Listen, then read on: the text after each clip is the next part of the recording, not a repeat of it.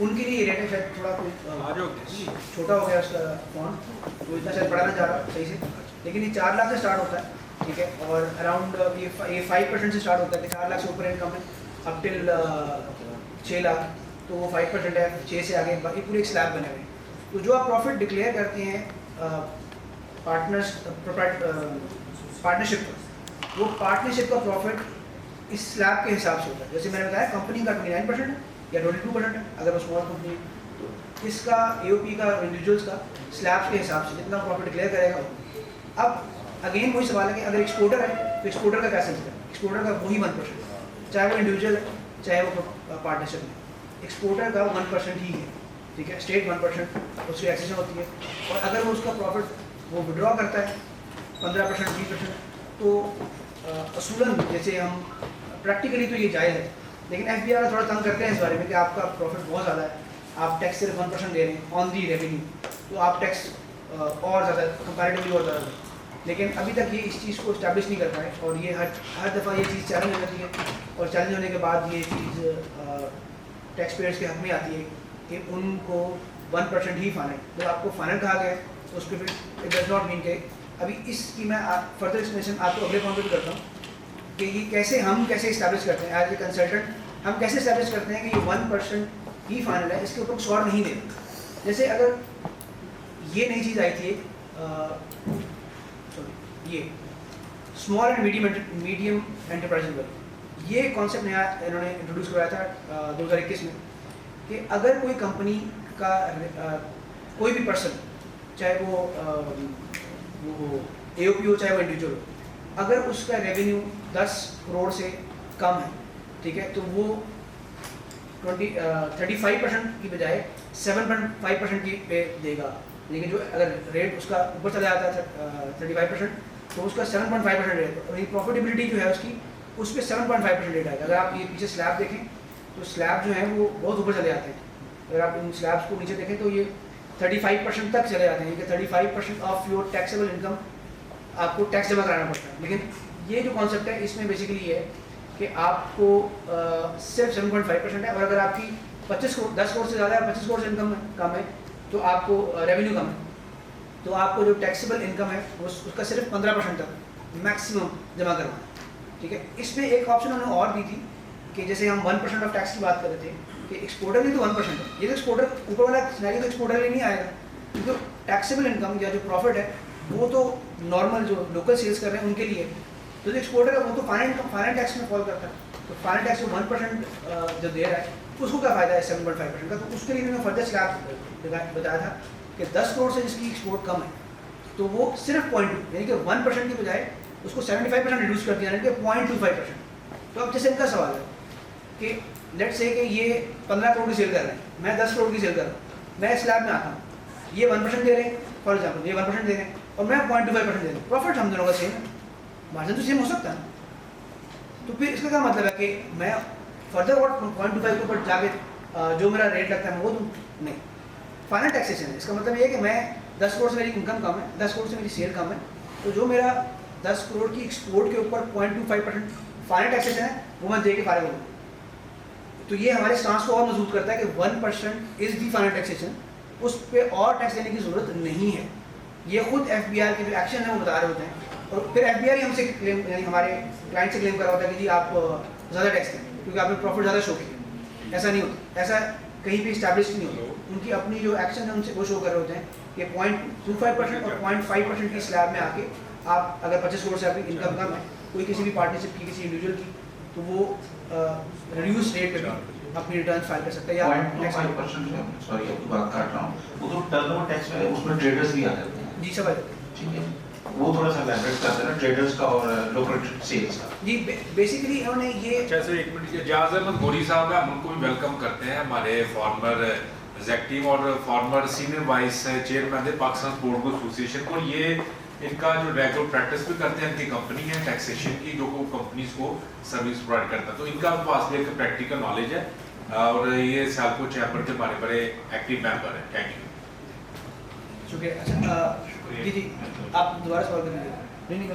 अच्छा जो ट्रेडर्स हैं इसमें, क्योंकि ये स्पेसिफिकली एक्सपोर्टर्स के लिए मेंशन नहीं है, लेकिन क्योंकि सवाल एक्सपोर्टर्स का तो मैंने इसलिए इसको कवर किया ये ट्रेडर्स या जो जनरल बॉडीज जो भी आप सेल्स कर रहे हैं, आप इस कैटेगरी में फॉल कर सकते हैं। देखने को तो ये अट्रैक्टिव लगता है, लेकिन प्रैक्टिकली देखा जाए तो ये बहुत स्मॉल एंड मीडियम एंटरप्राइजेस के लिए यानी कि उन एरियाज को कवर करने के लिए वो ये इसमें बड़े प्लेयर्स कोई नहीं आ रहे होते जो आप आमतौर पर देख रहे होते हैं। इनमें वो स्मॉल कंपनीज आ रही होती हैं जो कि टैक्स नेट में आना नहीं चाहती या डरती हैं, जैसे इन्होंने बात की ट्रेडर्स की। आपने हमेशा देखा होगा ट्रेडर्स जो है उनकी यूनियन, उनकी हड़तालें, जब भी कोई ना कोई नया टैक्स लगता है तो आ जाती हैं। वो इसी वजह से आती हैं क्योंकि उनके लिए जो कॉम्प्लिकेशन होती है वो उसमें नहीं आना चाहते। वो चाहते हैं कि हमारे लिए सिंप्लीफाइड रखें। तो इसमें मैंने एक चीज़ जैसे इन्होंने हाईलाइट किया, एक मैंने पॉइंट मेंशन किया हुआ है कि नो टैक्स ऑडिट। अगर आप फाइनल टैक्स में जाते हैं तो उनका टैक्स ऑडिट भी कॉल नहीं होगा अनलेस एंड अनटिल कोई स्पेसिफिक इन्फॉर्मेशन मौजूद हो जिसकी बेस पे वो ये शो कर रहा है कि मेरा रेवेन्यू 10 करोड़ से कम है। तो जो ट्रेडर की मैंने बात की, 10 करोड़ ट्रेडर की वैसे ही मसला ऐसे ही ट्रेडर्स को 10 करोड़ की तो बात इसलिए जनरली ये उन पर एप्लीकेबल नहीं होगा। ये बहुत छोटे लोगों के लिए, जो छोटे जो काम कर रहे हैं, ट्रेडर्स का मार्जिन बड़ा कम होता है आमतौर पर, तो लेकिन उनका रेवेन्यू बहुत ऊपर होता है। उनका रेवेन्यू जो है उनकी सेल परचेज बहुत ज़्यादा होती है, ठीक है। तो इसलिए ये उन पे ज़रूर फॉल करता है। अगर वो फाइनल टैक्सेस में आ जाए, वो जो नहीं आ रहे होते बहुत से लोग, तो आ जाए तो ये उनके लिए बहुत बड़ी सहूलत है कि 0.25% देंगे, जहाँ छूट जाएगी, रिटर्न फाइल करेंगे, टैक्स पे करेंगे। जी सर। सर ये टर्नओवर की बेस पे क्यों करता है, ये प्रॉफिट की बेस के ऊपर क्यों नहीं करता? इसलिए कि लॉस हो सकता है, वो ऐसे आप लॉस हो कर देंगे। मींस दैट वो जो परसेंटेज चार्ज करेगा वो टर्नओवर पर चार्ज करेगा। टर्नओवर चार्ज करेगा, मतलब बहुत से लोग तो ऐसे हैं ना कि 20 करोड़ पे अपने शो करेंगे कि जी मेरा रेवेन्यू है और इनकम जो है वो 3 लाख रुपए, यानी कि उस स्लैब से नीचे आ जाएंगे, तो फिर वो टैक्स नेट पे नहीं आएंगे। तो इसलिए हमने कहा कि इस चीज़ को हम कहाँ चेक करते रहेंगे। ये जो इनकी ना इनकी इतनी एफबीआई की एक्चुअली ना इतनी कॉम्पिटेंसी है, ना इतना रिसोर्स है उनके पास कि वो ना इतनी हाई फाई इन्फॉर्मेशन है या डेफिनेट इन्फॉर्मेशन है तो वो इस चीज़ को आइडेंटिफाई कर सके आपको प्रॉफिट कितना है। इसलिए तो वो आप पे आप सेल ज़्यादा शो कर देंगे, टैक्स देंगे, खत्म हो जाएगा। वो अगर आप प्रॉफिट पाएंगे तो फिर वो कहेंगे अच्छा मेरा प्रॉफिट तो आपका प्रॉफिट ये नहीं ये बनता है, वो उस चक्कर में पड़ जाएंगे। वो नॉर्मल वाले में अगर जाएंगे ना, नॉर्मल वाले में ऑप्शन है वहाँ, आप 7.5% पे जा सकते हैं, 15% पे जा सकते हैं, मैक्सिमम 15%। 15% टैक्स किसी भी डेवलप कंट्री में, ऑब्वियसली हम डेवलपिंग कंट्री है, किसी भी डेवलप कंट्री में 15% टैक्स कुछ भी नहीं, ठीक है। अभी यूएई ने शुरू किया तो 9% से स्टार्ट किया, तो आप देखेंगे 15% कुछ भी नहीं है, 7.5% भी कुछ भी नहीं है। तो आपकी बेस पे कि आप प्रॉफिटेबिलिटी शो करना चाहते हैं वो कर दें, लेकिन उसमें फिर खतरा वही होगा कि ऑडिट खोल सकता है, ठीक है। और ऑडिट आपने अगर खुल गया तो फिर वो खुद से असेस करते हैं कि आपकी इनकम क्या होनी चाहिए, आपकी रेटेड इंडस्ट्री की जो इनकम है वो क्या है, तो वो फिर असेस करें। जी प्लीज। इसका मतलब कि हम अगर ये नीचे वाले ऑप्शन पे जाते हैं तो हम टर्नओवर की बेस पे ये मिनिमम करवा देंगे। ये दोनों में चॉइस है हमारी, लेकिन जो भी आप चूज करेंगे वो आप 3 साल के लिए चूज करेंगे, एक्चुअली ऐसा है। कैन बी इस साइड पे आ जाए 3 साल के बाद रीअसेस किया सकते हैं। 3 इयर्स के मतलब आप ये कह सकते हैं कि आज इस साल मुझे फायदा है, मैं 0.25% देके जान छोड़ता हूँ, लेकिन अगले साल आपको लॉस हो जाता है तो आप कहते हैं मैं उसमें आना चाहता हूँ, नहीं आ सकते, नेक्स्ट 2 इयर्स तक नहीं आ सकते।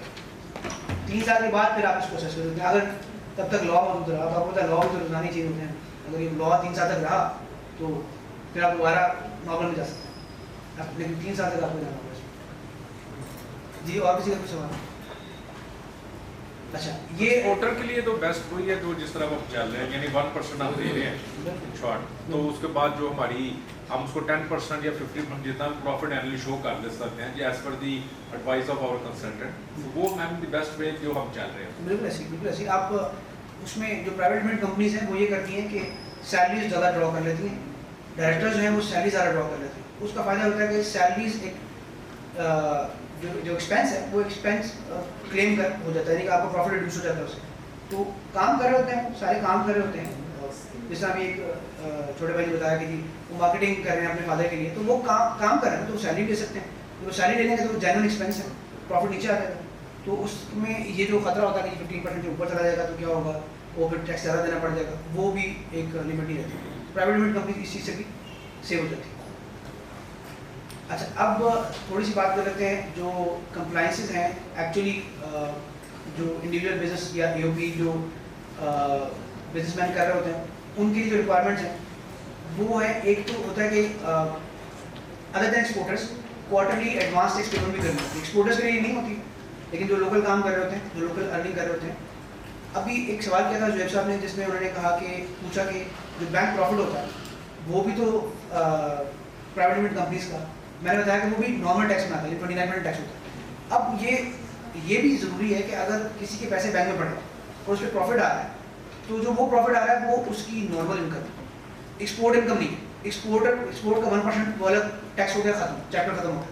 लेकिन जो अगली इनकम है, जैसे उसने 1 करोड़ रखा हुआ है, उसको 10 लाख रुपये साल का आ रहा है, तो जो 29% टैक्स पे करना है वो उसके लिए भी लाजमी हो जाता है कि वो उस 29% का जो एडिशनल टैक्स है वो एडवांस टैक्स के बदले 4 क्वार्टरली इंस्टॉलमेंट में पे करें। ठीक है, ये आमतौर पे प्रैक्टिस पिछले 2 साल पहले तक तो की ही नहीं हुई, लेकिन अब FBI ने काफ़ी ज़्यादा इस पर इंक्वायरी करना शुरू की है और वो अब नोटिस वगैरह भेज रहे हैं एडवांस टैक्स के और उसको कवर करें। जी प्लीज सर सपोज दैट कि मैं फाइल नहीं इसका, मैंने इनकम जो मुझे लगी ना, तो मैंने साथ में रिटर्न फाइल करवा दी, तो मैं नेक्स्ट मंथ में जब मैं जल्दी से जल्दी फाइलिंग स्टेटस में आया, तो अब FBI ने स्टेटस अपडेट नहीं किया, मुझे ऑन सर्विसेज 20% चार्ज करेंगे और अगर मैं फाइनल को 10% चार्ज करेंगे, तो अभी अपडेट नहीं हुआ तो 20% ही डिलीट करेंगे।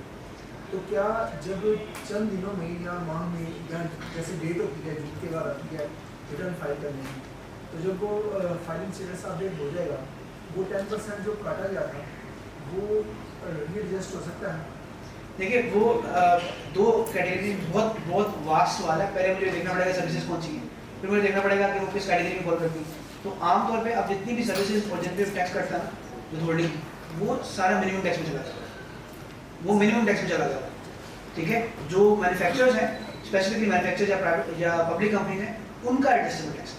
ठीक है, तो अगर सर्विसेज पे टैक्स कट रहा है तो वो वैसे ही आपका मिनिमम टैक्स है, यानी कि उतना आप वो गवर्नमेंट से नहीं, वो आपको पे करना है, उससे ऊपर ही बिल्कुल पे करना है, ये होता है।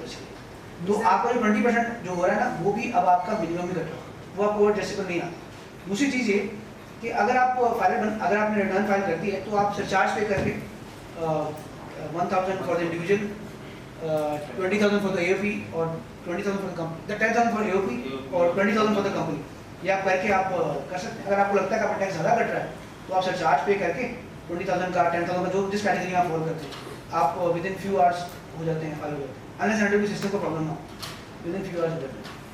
ठीक है, तो रिटर्न फाइल करें, पिछली रिटर्न फाइल करें तो और साथ से चार्ज पे करें हो जाता है। अच्छा, ये एडवांस टैक्स से आगे एक और रिक्वायरमेंट होती है मंथली विथहोल्डिंग टैक्स डिडक्शंस मंथली होती हैं, यानी कि जब आप, ये बेसिकली मंथली नहीं होती, मंथली हमने एक अंडरस्टैंडिंग बनाई हुई है।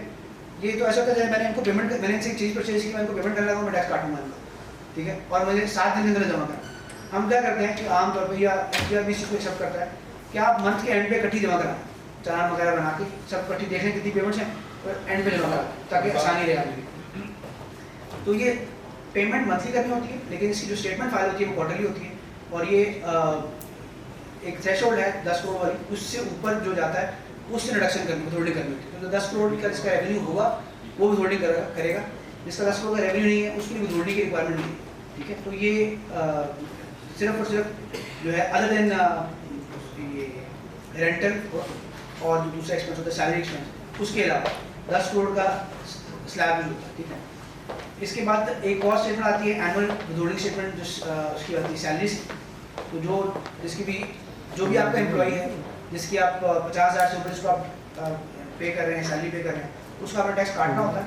ठीक है, और टैक्स काट के जमा भी कराना होता है। जैसे मैंने कहा ना कि मंथली विथहोल्डिंग होती है, सैलरीज में जो विथहोल्डिंग होती है वो इसी तरह होती है कि हर एम्प्लॉई की जिसकी 50,000 से ऊपर सैलरी है, ठीक है, पर मंथ वो अपना टैक्स, कंपनी टैक्स काटेगी, चाहे वो इंडिविजुअल है चाहे OP है, टैक्स काटेंगे और जमा करेंगे, ये सबके लिए डालेंगे।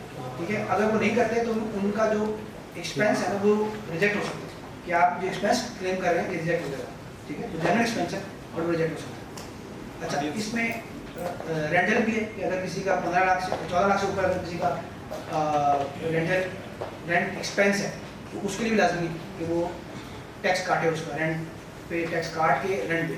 तो आमतौर प्रैक्टिस ये है कि जो लैंडलॉर्ड होते हैं वो ये कहते हैं कि आप हमारा जो टैक्स आप काटेंगे ना वो आप अपने पास से जमा करें, तो ये गलत प्रैक्टिस है।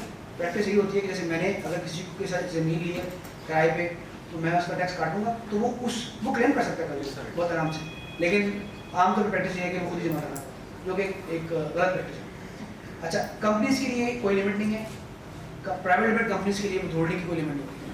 उन्होंने विथहोल्डिंग जो है वो करनी होती है हर एक्सपेंस के केस, चाहे वो रेंट एक्सपेंस लाख रुपये पे कर रहे हैं किसी को, उन्होंने उसकी विथहोल्डिंग करनी है, ठीक है। अगर वो नहीं करेंगे, वो नॉन कंप्लायंस होंगे, कल वो टैक्स वो खुद उनको वो FBI आपसे टैक्स को कलेक्ट कर सकता है, क्योंकि एक्चुअली किसी और के नाम पे था, लेकिन वो आपसे कलेक्ट करवा के जमा कर सकता है, ठीक है। फाइनल इसमें आता है एनुअल इनकम टैक्स रिटर्न, जिसका आमतौर पर सबको आइडिया है कि टैक्स रिटर्न जिसे हम कहते हैं, तो एनुअल होती है 30 जून के and year and, unless and किसी ने स्पेशल ईयर एंड लिया 30 जून के एंड पे वो एनुअल टैक्स रिटर्न हम जमा कराते हैं, और अगर किसी को टैक्स ओवर एंड अबव बनता है तो वो पे करता है। जैसे आमतौर पे लोकल जो सेल्स करते हैं उनका लाजमी बनता है, जो एक्सपोर्टर्स होते हैं उनका कोई टैक्स नहीं बनता, उनका बड़ा रिफंड आ रहा होता है। जैसे कि मैंने कहा सर निकाल के टैक्स रिफंड से बारे में बात करें तो आगे हम उसके बारे में बात करते हैं टैक्स रिफंड के बारे में। इस हवाले तक इस हद तक किसी का कोई सवाल विथहोल्डिंग स्टेटमेंट्स के हवाले से या कंपनीज के हवाले से, कंपनीज की लायबिलिटी के हवाले से नहीं?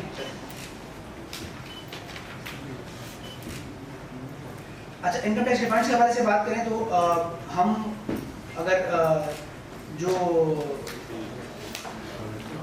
रिफंड क्लेम कर सकते हैं, आई थिंक वो लाइन गलती से रिपीट होगी, रिफंड हम क्लेम कर सकते हैं जो हमारे जितने भी एडवांस टैक्सेस होते हैं। अगर जनरली एक बिजनेस है, आप इंटरनेट यूज़ करते हैं उसमें टैक्स लगा होता है, आप मोबाइल जो बिल्स हैं होते हैं उसमें भी जो एडवांस इनकम टैक्स होता है, ठीक है, उसकी बात कर रहे हैं स्पेसिफिकली।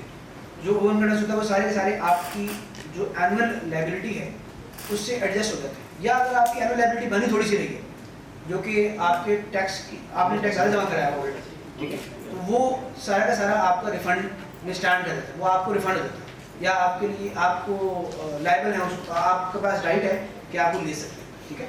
लेकिन उसके लिए रिफंड एप्लीकेशन फाइल करनी होती है, और विद इन लॉ ये रिक्वायर करता है कि with in 40 to 45 days of the filing of application वो आपको रिफंड दिया जाए।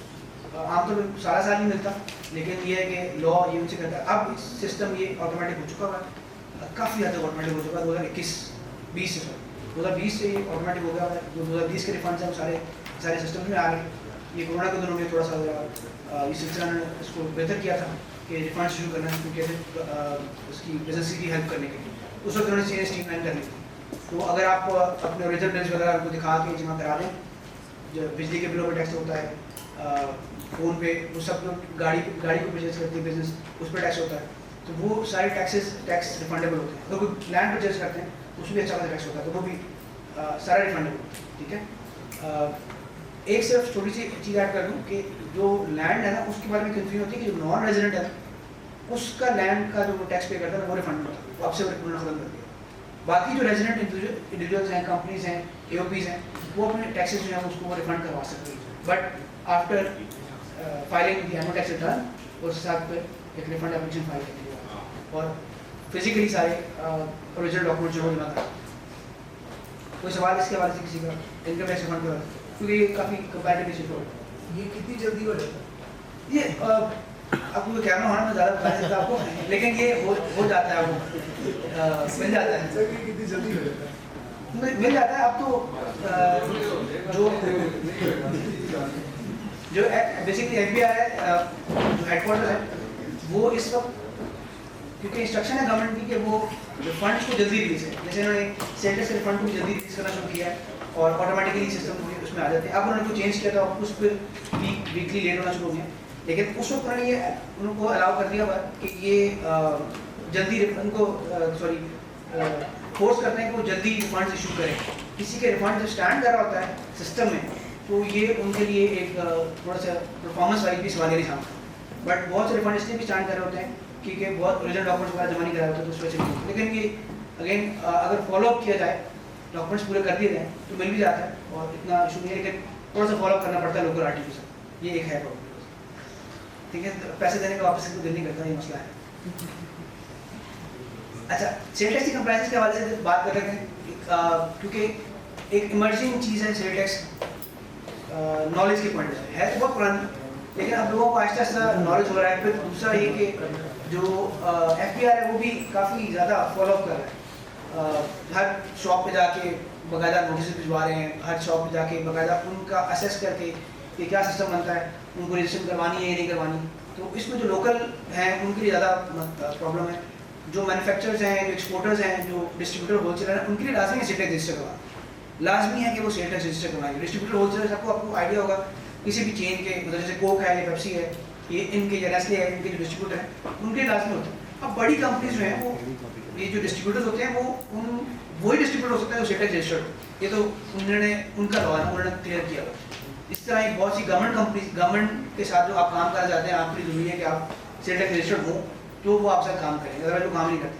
चाहे एक क्या नाम है, आप सर्विस यूनियन प्रोवाइड करें जो कि प्रोविंशियल सब्जेक्ट है, वो फिर भी कहते हैं कि आप sale tax registered. Sale tax registration वैसे आपके क्लाइंट पे भी डिपेंड करती है, वो रजिस्टर बंदों से परचेज करना चाहते हैं चीज़ें, रजिस्टर बंदों से ही सेल्स करना चाहते हैं, लेकिन जो लाजमी है वो मैन्युफैक्चरर्स के लिए, डिस्ट्रीब्यूटर्स के लिए, होलसेलर्स के लिए, और वो ट्रेडर्स और रिटेलर्स जिनकी जो मैंने से कैटेगरी मेंशन किया है कि अगर एक शॉप है वो 1000 स्क्वायर फुट से ज़्यादा हो। इसमें कुछ एक्सेप्शन हैं, जैसे फर्नीचर वाले, उन्होंने अगर एक बेडी रखना तो उनका काफ़ी एरिया कवर हो जाता है, तो उनके लिए इसको डबल उन्होंने कर दिया होगा, लेकिन वो इसमें फॉल करते हैं। फिर अगर कोई ब्रांड या चेन जैसे आउटफिटर है, उसकी अगर आप फ्रेंचाइज, आप कहने को फ्रेंचाइज देते हैं, कहने को तो आप ओन नहीं करते, आप ABC एंड कंपनी छोटी सी बना के उसकी फ्रेंचाइज देते हैं, लेकिन आपको बीइंग और वैसे छोटी सी शॉप भी हो, अगर ब्रांड के कैटेगरी में आ जाए तो फिर आपको रजिस्ट्रेशन करवानी लाजमी होती है। अब रजिस्टर करवानी लाजमी नहीं है, आप एंड में बताता हूँ बहुत चीज़ लाजमी है इसमें। अगर आपका बिल है 12 लाख से ज़्यादा तब भी, और अगर आपका रेवेन्यू 10 करोड़ से ऊपर है तब भी। इसमें एक चीज़ उन्होंने शामिल की है, पिछले 2 सालों से काफ़ी रिगरसली इस पर उन्होंने काम किया, और इसकी मिनिमम पेनल्टी भी उन्होंने 10 लाख रुपये रखी है, वो है POS वाली, कि अगर पॉइंट ऑफ सेल, जैसे आपने पिछले दिनों ऐड देखे होंगे कि आप कि FBI ने कुछ इनाम भी बांटे हैं, FBI ने कुछ इंडिविजुअल्स को इनाम भी लिए कि जो अपनी कहीं से परचेज कर रहा है, किसी शॉप पे जाकर परचेज करता है, जो रिसीट मिलती है वो रिसीट उनको ऐप पे अपलोड करके भेजता है, तो उसको कुरानदाजी में उसका नाम करता है। वो बेसिकली ये कॉन्सेप्ट है कि वो उसको जज करते हैं कि ये क्या, ये जो सिस्टम इन्होंने FBI के साथ लिंक किया है, अपना सिस्टम जो है उनका, जो टेली मशीन जिसे कहते हैं, वो लिंक्ड होती है विद FBI, ठीक है। वो उनके IT के बंदे आके उसको लिंक करते हैं और अप्रूव करते हैं कि हाँ ये POS अप्रूव हो गया। वो अगर कोई गलत इशू कर रहा हो तो वो उसको आइडेंटिफाई कर सकते हैं, ठीक है। इसके मतलब बहुत से लोगों ने तोड़ बना ली है, लेकिन अल्टीमेटली वो कुछ अर्से के लिए चलेंगे, लेकिन जब आप जब लिंक हो जाएंगे तो फिर वो नहीं चलेंगे, ठीक है। दूसरी चीज़ ये है कि उसमें अभी आपने सुना होगा एक, अगर कंपनी का नाम गलत नहीं ले रहा, मेट्रो शूज़ का भी एक बहुत बड़ा भी स्कैंडल रिसेंटली आया था कि वो उन्होंने IT में ही अपने सॉफ्टवेयर में कुछ ग्लिच डाल दिया था कि जो 36 नंबर रिसीवर है वो सारी बाहर जाए, मैंने out of that 36 number user है सर, यानी फॉर एग्जाम्पल हम 7 यूज़र हैं, तो जो 7वां यूज़र है उसकी जितनी भी सेल रिकॉर्ड होगी ना वो FBI को रिपोर्टिंग होगी। ये उन्होंने उनका पूरा सिस्टम करके, क्या नाम है, पकड़ के चेक करके उन्होंने किया, उसका उन्होंने पूरा एक केस स्टडी बना के दिखाया भी लोगों को कि आप ये करेंगे तो अल्टीमेटली पकड़े जाएंगे। क्योंकि मैंने भी बात की ना कि इससे बचना थोड़ा मुश्किल होता जा रहा है, क्योंकि चीज़ें कंप्यूटराइज हो गई हैं, कंप्यूटर से बचना मुश्किल है। मैनुअल चीज़ें चल रही थी तो बहुत चीज़ें आगे पीछे हो जाती थी, अब इससे बचना मुश्किल है। इसलिए आप एज ए सिटीजन, अगर आप एज ए रिस्पॉन्सिबल सिटीजन आपसे रिक्वेस्ट करते हैं कि आप कोई रसीद लें तो आप उसको FBI पर रिपोर्ट करें कि मैंने ये लिया है, वो आपको उसमें इनाम भी मिल सकता है पॉसिबल, लेकिन वो उससे चेक हो जाता है उनके लिए कि हाँ ये रिसीव इशू कर रहा है, POS रिसीव इशू कर रहा है, लेकिन ये रजिस्टर्ड नहीं है या ये रिपोर्ट हुई है सेल नहीं, वो चेक कर सकते हैं बकायदा बारकोड से, वो चेक हो जाता है उनसे, ठीक है। इसके हवाले से कोई सवाल? जी जी प्लीज। CSX रजिस्ट्रेशन हमने करवा ली, तो इसकी रिटर्न हम कैसे फाइल करेंगे? पर्सन की या कंपनी या बिजनेस की, तो हम एनुअली करते हैं, क्या इसकी आप इनकम टैक्स रिटर्न की बात करें, वो एनुअली करते हैं। पर्सन की या बिजनेस की तो हम annually sale tax return file करेंगे। तो जो बिजनेस होगा, जहाँ रिटेलर होगा, जिसे कि इसके इस हिसाब से 1000 स्क्वायर फीट के नीचे इससे ऊपर जो भी जाएगा उससे सेल टैक्स रिटर्न फाइल करनी पड़ेगी, चाहे वो मेडिकल स्टोर है। तो अगर एक दफ़ा रजिस्टर्ड हो गई तो किस तरह से फाइल करते हैं? मंथली करते हैं, क्वार्टरली करते हैं? मंथली। मैं वही अभी नेक्स्ट कंप्लायंस का टॉपिक ये होता है कि हम फाइलिंग क्या होती है। एक्चुअली सेल टैक्स रिटर्न जो है मंथली फाइल होती है, ठीक है। वो मंथली हर आपने 18 से पहले फाइल करनी होती है, और जो आपका सिंपल सा होता है कि आप जो परचेज करते हैं आप उसमें सेल टैक्स पे कर रहे होते हैं, जब सेल करते हैं सेल टैक्स चार्ज कर रहे होते हैं, तो आपका आमतौर पे सेल टैक्स पेएबल ही बन रहा होता है कि आपने चार्ज किया ज़्यादा, लोगों से ज़्यादा कलेक्ट किया और पे कम किया, जो आपने पे किया वो एडजस्ट करके नेट अमाउंट आपने पे कर रहे होते हैं। तो बिफोर 18 वो आपने पे करके अपनी रिटर्न है वो जमा कराना। तो जो सेल टैक्स रिटर्न है वो मंथली जमा होती है, ठीक है। साथ ही इसके ऊपर जो अगर आपका इनपुट टैक्स ज़्यादा है और वो आगे आने वाली आपकी किसी भी जो है सेल उसके साथ एडजस्ट नहीं हो सकता, ठीक है, तो वो भी आप रिफंड क्लेम कर सकते हैं उसका, ठीक है। वो नेक्स्ट फाइल करते हैं उसका रिफंड क्लेम करते हैं। अब तो उन्होंने जैसे आपने सवाल किया फार्मास्यूटिकल भी उन्होंने ओपन कर दिया है, उसके उनके काफ़ी इशू चल रहे थे क्योंकि इन्होंने दिसंबर में एकदम से सिस्टम को ना लिंक करने के लिए सिंगल विंडो में लेके आने के लिए इन्होंने सारा जो E.FBR का सिलसिला चल रहा था वो उन्होंने RS पे लेके आया, तो वो काफ़ी लोड बढ़ गया था। तो पिछले 1-1.5 महीने से काम बहुत सा स्लो हो गया, काम हुआ ही नहीं, रिफंड फाइलिंग थी वो भी डिले हो गई, काफ़ी चीज़ें मतलब उसका गैप आ गया, ठीक है। लेकिन अगेन अब वो सिस्टम अगर कोई जिस तरह पिछले में हाईजैक होता है हाईजैक ना हो तो होपफुली इस तरह चलता रहेगा। तो ये इनका सिस्टम स्केलेबल है, बड़ा अच्छे सर्वर्स हैं इनके पास कि वो मैनेज कर सकते हैं इन दोनों की सेल टैक्स और इनकम टैक्स की इकट्ठी एक ही पोर्टल। अच्छा, अगर इसमें एनुअल शिपमेंट जाती है वो लिमिटेड प्राइवेट लिमिटेड कंपनीज हैं, उनकी भी सेल टैक्स की जो एनुअल शिपमेंट है वो भी जाती है, लेकिन वो समझने की एक समरी होती है, सारी जो रिटर्न है उसकी समरी होती है और वो तकरीबन ऑटोमेटिकली अनलेस उसमें कोई क्रेडिट नोट इशू हो क्योंकि मिस हो गए तो वो उसमें रिफ्लेक्ट हो जाता है सारे। अच्छा, सेल टैक्स विथहोल्डिंग की रिडक्शन है वो रिक्वायरमेंट अगर आप एक रजिस्टर्ड बंदा है वो रजिस्टर्ड में से परचेज कर रहा है तो उसकी सेल टैक्स विथहोल्डिंग की रिक्वायरमेंट कोई नहीं है। लेकिन अगर रजिस्टर्ड बंदा है और वो अनरजिस्टर्ड बंदे से परचेज कर रहा है तो उसकी विथहोल्डिंग की काफ़ी रिक्वायरमेंट्स हैं, यानी कि मुख्तलिफ इंस्टीट्यूशन हैं, कंपनीज हैं जिन्होंने टैक्स काटना होता है और फिर वो जमा कराना होता है। तो इसलिए आमतौर पर जब आप किसी बड़ी कंपनी को कोई चीज़ सेल करने लगते हैं तो वो कहते हैं यार सेल रजिस्टर हो, तो लोग शॉप में हो भी जाते हैं, अच्छा चलो हो जाते हैं, लेकिन वो मार्केट में कंपटीशन चालू हो जाता है क्योंकि उनको हर एक मोबाइल पर 17% चार्ज करना है, इतना शायद मार्जिन नहीं होता जो बाकी अन्य से बैठे हुए हैं। तो इसलिए आपने ये चीज़ देखनी होती है कि मैं ये कल को मुझे ये ना कहे कि सेल रजिस्टर होना बड़ा जरूरी था तो कर दिया, लेकिन आपने अपने जो बिजनेस जो सेंस है जो उसको भी सामने रखना है। लाभ कराना लाजमी है, ठीक है। अब आप करके मेरे पास नहीं आ सकते कि चल मैंने करा दिया आप मुझे बताएं आपका, ठीक है। वो बिजनेस आपने करना है वो आपको करो। मेरी सिर्फ यहाँ तक एडवाइस कर सकता हूँ आपको कि जो रजिस्ट्रेशन है वो लाजमी है कि नहीं, लाजमी है। आपने अनरजिस्टर करना है तो करते हैं, जैसे मैंने बताया कि बहुत से लोग कर रहे हैं, ठीक है करते हैं, बट अगेन कल को टैक्स नेट पे आप आ सकते हैं, कैसे आ सकते हैं वो तो जो हम ये परचेज करते हैं शॉपिंग करते हैं अगर उसकी पर्ची मिलती है FBR की, अगर वो जो FBR का टैक्स होता है वो टर्न हो जाएगा। नहीं, एक्चुअली वो जो आप परचेज करते हैं वो सारा सेल टैक्स होता है। आपको जो रिटेलर जो आप चार्ज कर रहा होता है ना आपको सेल टैक्स चार्ज कर रहा होता है, ठीक है। वो सेल टैक्स आपको किसी ना किसी ने टैक्स पे करना है। असल पॉइंट ये है, टैक्स का मकसद ये है, सेल टैक्स का मकसद है कि एंड कंज्यूमर टैक्स पे करें। अगर आप कपड़े लेते हैं तो आप उसके एंड कंज्यूमर हैं। हाँ, अगर आप कोई ऐसा केमिकल लेते हैं जो कि आप अपनी कंपनी के लिए यूज़ करते हैं तो फिर आपको जो सेल टैक्स चार्ज होगा वो आप उसका रिटर्न हो जाएगा। नहीं, आप उसका आप नहीं रिटर्न उस सूरत में होगा कि अगर आपका 0% है, आपकी सेल 0% है और आप सॉरी सेल टैक्स 0% पे और आप फिर उस पर या आप को अलाउड है कि आप उसको सेल टैक्स रिफंड ले सकते हैं। अदरवाइज जो आपने चार्ज करना है नेक्स्ट बंदे को, आपने उसका जो फॉर एग्जाम्पल आपने 100 की चीज़ 117 में परचेज की, ठीक है, तो जब आप उसको 125 की बेचेंगे जो आपने मार्जिनल सेल टैक्स ऊपर वाला जो कलेक्ट किया होगा वो भी आपने नेट करके जमा कराना।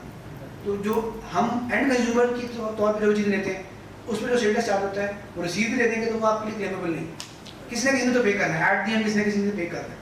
और कुछ एरिया इसमें एक क्लैरिफिकेशन, कुछ एरिया है ऐसा सेल टैक्स का जो सिर्फ इसलिए है कि नेट में लेके आएंगे कि कोई भी उसको पे नहीं, यानी यहाँ से ऐड करते हैं यहाँ से रिफंड होता है, यानी कि कोई भी उसका चार्ज नहीं होता, ठीक है। वो सिर्फ इसलिए होता है कि जो हर सेक्टर है, एक एक्सपोर्टर है उसने 10 लोगों से माल लेना तो 10 के 10 से वो सेल टैक्स चार्ज होकर माल उसको मिलेगा, वो सारा क्लेम कर सकता है, कोई भी नहीं पे कर रहा उसको। वजह क्या है, क्योंकि वो 10 तो नीचे है ना, वो एटलीस्ट नेट में तो आएंगे, वो उस कैटेगरी में तो आएंगे कि अच्छा ठीक है ये इनकी चीज़ें रिपोर्ट होती है, ये अपने टैक्स पे करते हैं, चाहे वैसे लॉ से क्या करते हैं कुछ भी करते हैं, बट वो डिक्लेरेशन फाइल करते हैं कि उससे कुछ नहीं आएगा, जो कि एज ए मैन्युफैक्चरर रजिस्टर्ड नहीं, ठीक है। वो उनकी मजबूरी है, फिर वो आपने अगर सेल टैक्स रिफंड लेना है तो फिर आपको एज ए मैन्युफैक्चरर आना पड़ेगा, और एज ए मैन्युफैक्चरर आएंगे तो आपको सेल टैक्स रिफंड मिलेगा। सेल टैक्स रिफंड मिलेगा मतलब हर चीज़ पर रिफंड हो जाता है, आपको इवन थोड़ा सा रिजॉल्व हो जाएगा इशू, तो DHL जो कोई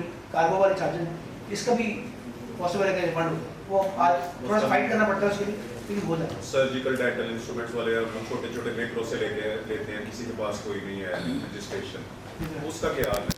उसका हल मैंने बताया ना कि हल मैं आपको देता रहा हूँ हल, लेकिन वो शायद आपके लिए बिजनेस पॉइंट ऑफ व्यू से फिजिबल ना हो। मतलब मैं आपको बताऊँ कि सब उन सबको कहीं रजिस्टर होता है, लेकिन वो अगर कहें कि जी फिर प्रॉब्लम ये है ना कि वो आपको नहीं दे रहे सिर्फ आपको, 10 और लोगों को दे रहे हैं। आप तो चाह रहे हैं कंप्लाइंस करना, लेकिन जो बाकी 9 लोग भी कंप्लाइंस नहीं करना चाह रहे, तो वो फिर उनको उन 9 को भी कंप्लाइंस करवानी पड़ेगी, वो मार्केट से आउट हो जाएंगे। मतलब ये अलमिया है, ये उसी सूरत में पॉसिबल है, सेल टैक्स की कंप्लाइंस उसी सूरत में पॉसिबल है कि अगर इसको रिगरसली एक एक इंडस्ट्री पकड़ के सबको रजिस्टर कर दे। और एक प्रोफेशनल लाइसेंस से एक कॉन्सेप्ट आया था लाइसेंस का कि लाइसेंस इशू किया जाए, सिर्फ और सिर्फ ये नहीं कि एक चैनल में एप्लीकेशन दी रजिस्टर हो, लाइसेंस इशू किया जाए। जो लाइसेंस की आप गुजरेंगे ना उससे, तो ऑटोमेटिकली फिर आपकी रजिस्ट्रेशन भी लाजमी हो जाएगी। फिर जब रजिस्ट्रेशन लाजमी हो जाएगी तो फिर कहीं ना कहीं वो फंसी जाएगी। तो उसके लिए फिर आप अगर एज ए एक्सपोर्टर बात करें तो आप के लिए तो प्रॉब्लम है, आपको तो उस पर उल्टा 5% देना पड़ता है। तो भी कोई सवाल भी करे वो 5% वाला वो इशू तो फिर प्राइवेट कंपनी में स्टैंड करता है। जी आपका कुछ सवाल था? जी सर। इसमें कोई लिमिट तो नहीं है कि इतनी एक्सपोर्ट होगी या इतनी सेल होगी फिर आएगा वो, फिर एप्लीकेबल होगा? मतलब 1 करोड़ की या 5 करोड़ की या 10 करोड़ की एक्सपोर्ट हो, कोई स्लैब तो नहीं है ना किस चीज़ के लिए? एक्सपोर्ट के लिए? नहीं कि आप सेल टैक्स रजिस्ट्रेशन अगर आपकी 1 लाख की है या 50 करोड़ की है, जैसे अब मैं आपको लॉ को तो आप थोड़े, अगर आप जाते हैं कस्टमर के पास जाते हैं, आप क्या नाम है वी-वॉक रजिस्ट्रेशन के लिए जाते हैं, आप PSW के लिए, तो वहीं आप सेल रजिस्ट्रेशन मांग लेते हैं। आपको आइडिया होता है कि इसके बगैर गुजारा है ही नहीं, ठीक है। वो बैंक्स में जाते हैं तो आप तो आमतौर बैंक वाले भी पूछ होते हैं कि आपको गाइड कर देते हैं कि सेल रजिस्ट्रेशन करवा लें, उसके बगैर आपका सिलसिला आगे गुजरना ही है। लिमिट तो कोई नहीं है इसकी, विदाउट लिमिट। नई कंपनी भी करवानी है तो उसमें भी करवानी जी। एक्सपोर्टर्स की कौन? एक्सपोर्टर्स स्पेसिफिकली एक्सपोर्टर्स, जो ट्रेडर्स हैं उनके लिए है एक्सपोर्ट नहीं, उन्होंने 20 बार लिमिटेड 20 बार बस ट्रेडर्स है रिटेलर। इस हवाले से किसी का कोई सवाल जो इनकम टैक्स जो सेल टैक्स की कंप्लायंस है सवाल? जी जी please. Exporter point of view से ये है कि अभी फर्स्ट कर लें सेल टैक्स रजिस्टर करवा दिया और इस मंथ हमारी रिटर्न में फाइल नहीं कर सेल ही नहीं हुई, तो फिर भी हम रिटर्न फाइल कर वो लेट मतलब ही ये होगी। एक्सपेंस हमें कंटिन्यूसली बर्दाश्त करना पड़ेगा, चाहे मसला सारी ना हो। नहीं अगर आपकी बात है ना, ठीक है, ये होता है एक्सपेंस, कंसल्टेंसी एक्सपेंस जो आप कह रहे हैं ना, यही उसकी बात कर रहे हैं। जी जी बिल्कुल।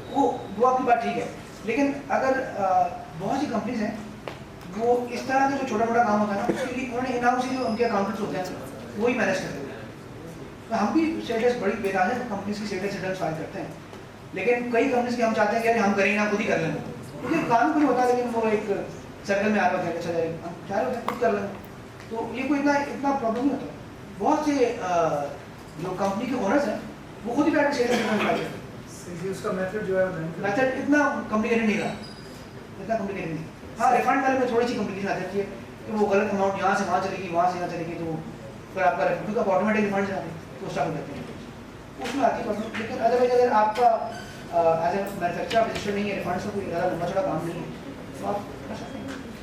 ऐसा बात है, अगर हमने प्रोडक्ट मार्केट से किसी मेगा स्टोर से हमने परचेज किया है, हमने उसे सेल टैक्स पे किया है, तो क्या वो भी टैक्स नेट में आएगा जो पेयर बायर है उसके एंड यूजर के, या वो कंसीडर करता है? उसमें एक बड़ी रिक्वायरमेंट है होल्डिंग CNAC, ठीक है, जिसको वो शेयर कर रहा है वो CNAC उसका लेकर है।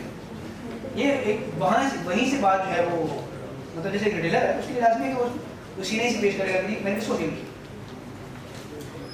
जब CNAC आ जाएगा तो अगर मैं बताया ना कि इससे जो CNAC है वो आपका इंडियन है। एक्चुअली ऐसा होता तो नहीं है। आप वो मैंने बताया ना, उनका रिसोर्स भी FDI में इतना रिसोर्स नहीं, जितना रिसोर्स ऑटोमेटेड हो जाएगा ना उतना उनके लिए आसान है। लेकिन जब तक मैनुअली चलता रहेगा, खुद से इंक्वायरी, सेल्फ इंक्वायरीज और सेल्फ असेसमेंट जब तक चलती रहेगी, तो तब तक ये वो जो एंड कंज्यूमर बचता रहेगा इस चीज़ से, अच्छा CNAC रिपोर्ट नहीं हो रहा। अगर मैं आपको फ्रैंकली बताऊँ, बहुत से ऐसे लोग हैं जो जिनको पता नहीं होता और उनके नाम पर टैक्स जमा होता है, कहीं CNAC चला जाता है और टैक्स, इसलिए मैंने बताया कि उनको नोटिस से आता है, पता लगता है कि हमारे नाम पर टैक्स जमा हो रहा है, हमने तो परचेज की कोई नहीं ऐसी, जबकि हमारे नाम पे वो शो कर रहे हैं, परचेज रिकॉर्ड खराब है। ये प्रॉब्लम तो है। अभी भी हमारे क्लाइंट का स्क्रैप का काम करता है, स्क्रैप सेल्स जो एक्सपोर्टर है उनको आइडिया वो स्क्रैप सेल्स है वो रजिस्टर्ड बंद, तो उन्होंने शो किया कि आप इतनी बड़ी कंपनी से काम करते हैं तो आप स्क्रैप का काम, आपकी लोकल सेल जो है, जो लोकल परचेजेज हैं वो इतनी ज़्यादा है उस कंपनी से, 3-4 करोड़ थी। अब कहने को वो अपने आपको शो करते हैं कि हम तो कबाड़ी हैं, ये स्क्रैप का काम करते हैं, लेकिन बड़ी कंपनी से जिनकी अरबों की सेल है उनके 3-4 करोड़ की तो उनकी परचेज हो जाती है। अब वो 3-4 करोड़ की उसने परचेज की तो उसने कितने की भी सेल की है तो उसको शो तो करानी है। ये वहाँ से जो आप बात करें वो नेट में ऑटोमेटिकली आ जाती है, लगता है उनको नहीं है कि नहीं आए नेट में। आप वैसे टैक्स नेट में आके ज़्यादा कंफर्टेबल हो जाते हैं, जो जितना लो प्रोफाइल एरिया होता है ना, जब उनको पता चलता है कि यार अब तो फंस गए हैं तो फिर रिलैक्स हो जाते हैं, तो कहते हैं अच्छा बताएं अब क्या करना है, जिस तरह डिक्लेयर करना चाहिए वो डिक्लेयर करते हैं 2-3 साल में तो पैटर्न पे आ जाता है, पहले होता है उसका ऑटोमेटिकली। एक और कुछ और Mohammed Qadir from smart rated products. Basically ये जो क्वेश्चन कर रहे थे, if I am not wrong, let's suppose अगर मैं एसी परचेज करता हूँ और उसके ऊपर टैक्स चार्ज करते हैं, वो मैं उस करंट मंथ की या जिस मंथ में मैंने परचेज किया तो मैं उसको अपने इनपुट क्लेम नहीं कर सकता या कर सकता हूँ, शायद ये पूछना चाह रहे हैं। ये पूछना चाहता हूँ नहीं, एक्चुअली डिफरेंट कैटेगरीज हैं, लेकिन ये जो फिक्स एसेट्स हैं वो पहले उन्होंने लिखा हुआ था कि आप 12 मंथ के अंदर कर सकते हैं। अब वो आप अगर एडजस्टेबल तो नहीं होंगे ना सर, जो आप इनपुट ले रहे हैं और उसको फादर पर्पस आप सेल कर रहे हैं तो वो आपके एडजस्टेबल में है, आप उसको क्लेम नहीं कर सकते। वही बात एंड कंज्यूमर वाली बात है। एंड कंज्यूमर आपके at the end of year आपकी एनुअल रिटर्न में एज एक्सपेंस क्लेम कर सकते हैं कि आपने कंपनी के नाम पे ये एसेट परचेज किया है और ये एज एक्सपेंस है। इसी तरह से सर एक कंपनी है जो आपकी गाड़ी परचेज कर रही है, कंपनी के नाम पे आप परचेज कर रहे हैं, तो विद होल्डिंग जो होगा वो भी आपका एनुअल रिटर्न में एडजस्ट हो रहा होगा। अब विद होल्डिंग इनकम टैक्स की बात करें जी वो एडजस्ट हो जाता है, वो भी एनुअल में एडजस्ट हो रहा होगा ना, एनुअल रिटर्न टैक्स से है वो भी आपका annually as an expense expense होगा, आप एज एन इनपुट क्लेम नहीं कर सकते। उसमें सिर्फ जो फैब्रिकेटेड जो जिसे कहते हैं तैयार छतें हैं उस पर उन्होंने अलाउ किया, यानी कि अगर कंस्ट्रक्शन करवाते हैं और जो आप क्योंकि उसमें भी एंड कंज्यूमर आप ही हैं, लेकिन उसमें उन्होंने अलाउ किया।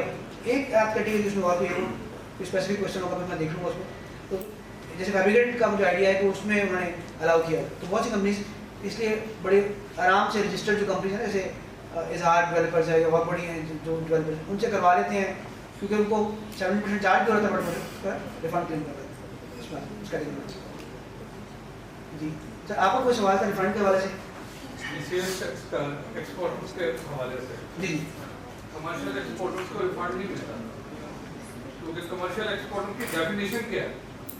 आपने अभी बात की है मैन्युफैक्चरर जो मैन्युफैक्चरर होना जरूरी है, ठीक है जी। ये मेरे पास लिखा हुआ है under section 4 of the act, ठीक है जी, registered manufacturer cum exporter and commercial exporter who zero rate all or part of their suppliers under section 4 of the act, ठीक है जी। यहाँ पे ज्यादातर कमर्शियल एक्सपोर्टर्स वो बैठे हुए हैं जो अंडर सेक्शन 4 नहीं आते और उनमें से मेरे जैसे भी है, ठीक है ना जी।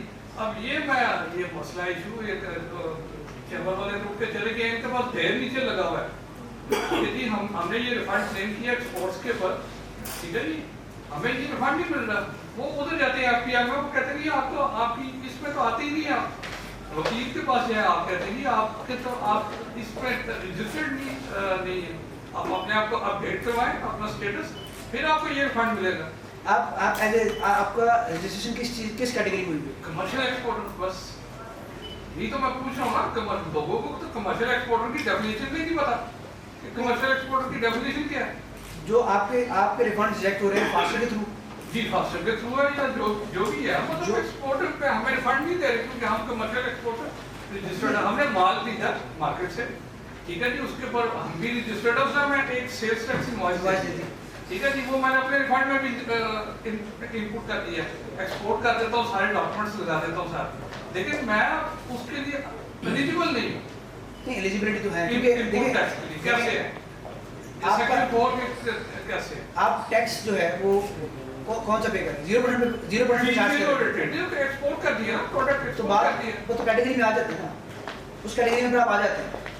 मैंने अभी पहले भी बताया कि FBR वाले बहुत सी केसेस में ऐसे करते हैं, थोड़ी सी हटदर्मी दिखाते हैं। जैसे अभी हम प्रॉफिट की बात कर रहे थे, थोड़े दिखाते हैं हटदर्मी, वो क्योंकि उनका एक टारगेट है टैक्स कलेक्ट करना, ज़्यादा हर मंथ का टारगेट, पहले क्वार्टरली होता था, हर मार्च के एंड पे वो फ़ोन कर रहे थे कि नोटिस दे रहे होते थे कि आप टैक्स जमा करवाएं, मंथली भी होते लोग जमा कराते थे, लेकिन अब उन्होंने मंथली कर दिया हुआ। आपने देखा ना हर मंथ के एंड पे एक रिपोर्ट आती है इतना टैक्स जमा हो, क्योंकि वो मंथली पे आपको दिए हुए कि आपने हर मंथ वो उस सिनेरियो में उस चक्कर में गलत भी नोटिस इशू कर रहे थे सिर्फ अपनी डिमांड बनाने के लिए। तो ये भी उसी कैटेगरी में आता है कि उन्होंने कुछ उन्होंने रिजेक्शन भी करनी होती है, अदरवाइज सारा सिस्टम अगर अलाउ कर देगा तो उनके हाथ से चीज़ें निकल जाती है। वो उस बेसिस पे असेस करना चाहते हैं कि कौन सी इन्वॉइसेज है। देखें अब यहाँ पे एक प्रॉब्लम फ्लाइंग इन्वॉइसेज का भी बहुत ज़्यादा था ना कि जी इन्वॉइसेज आ रही हैं उसकी कोई बेस नहीं है।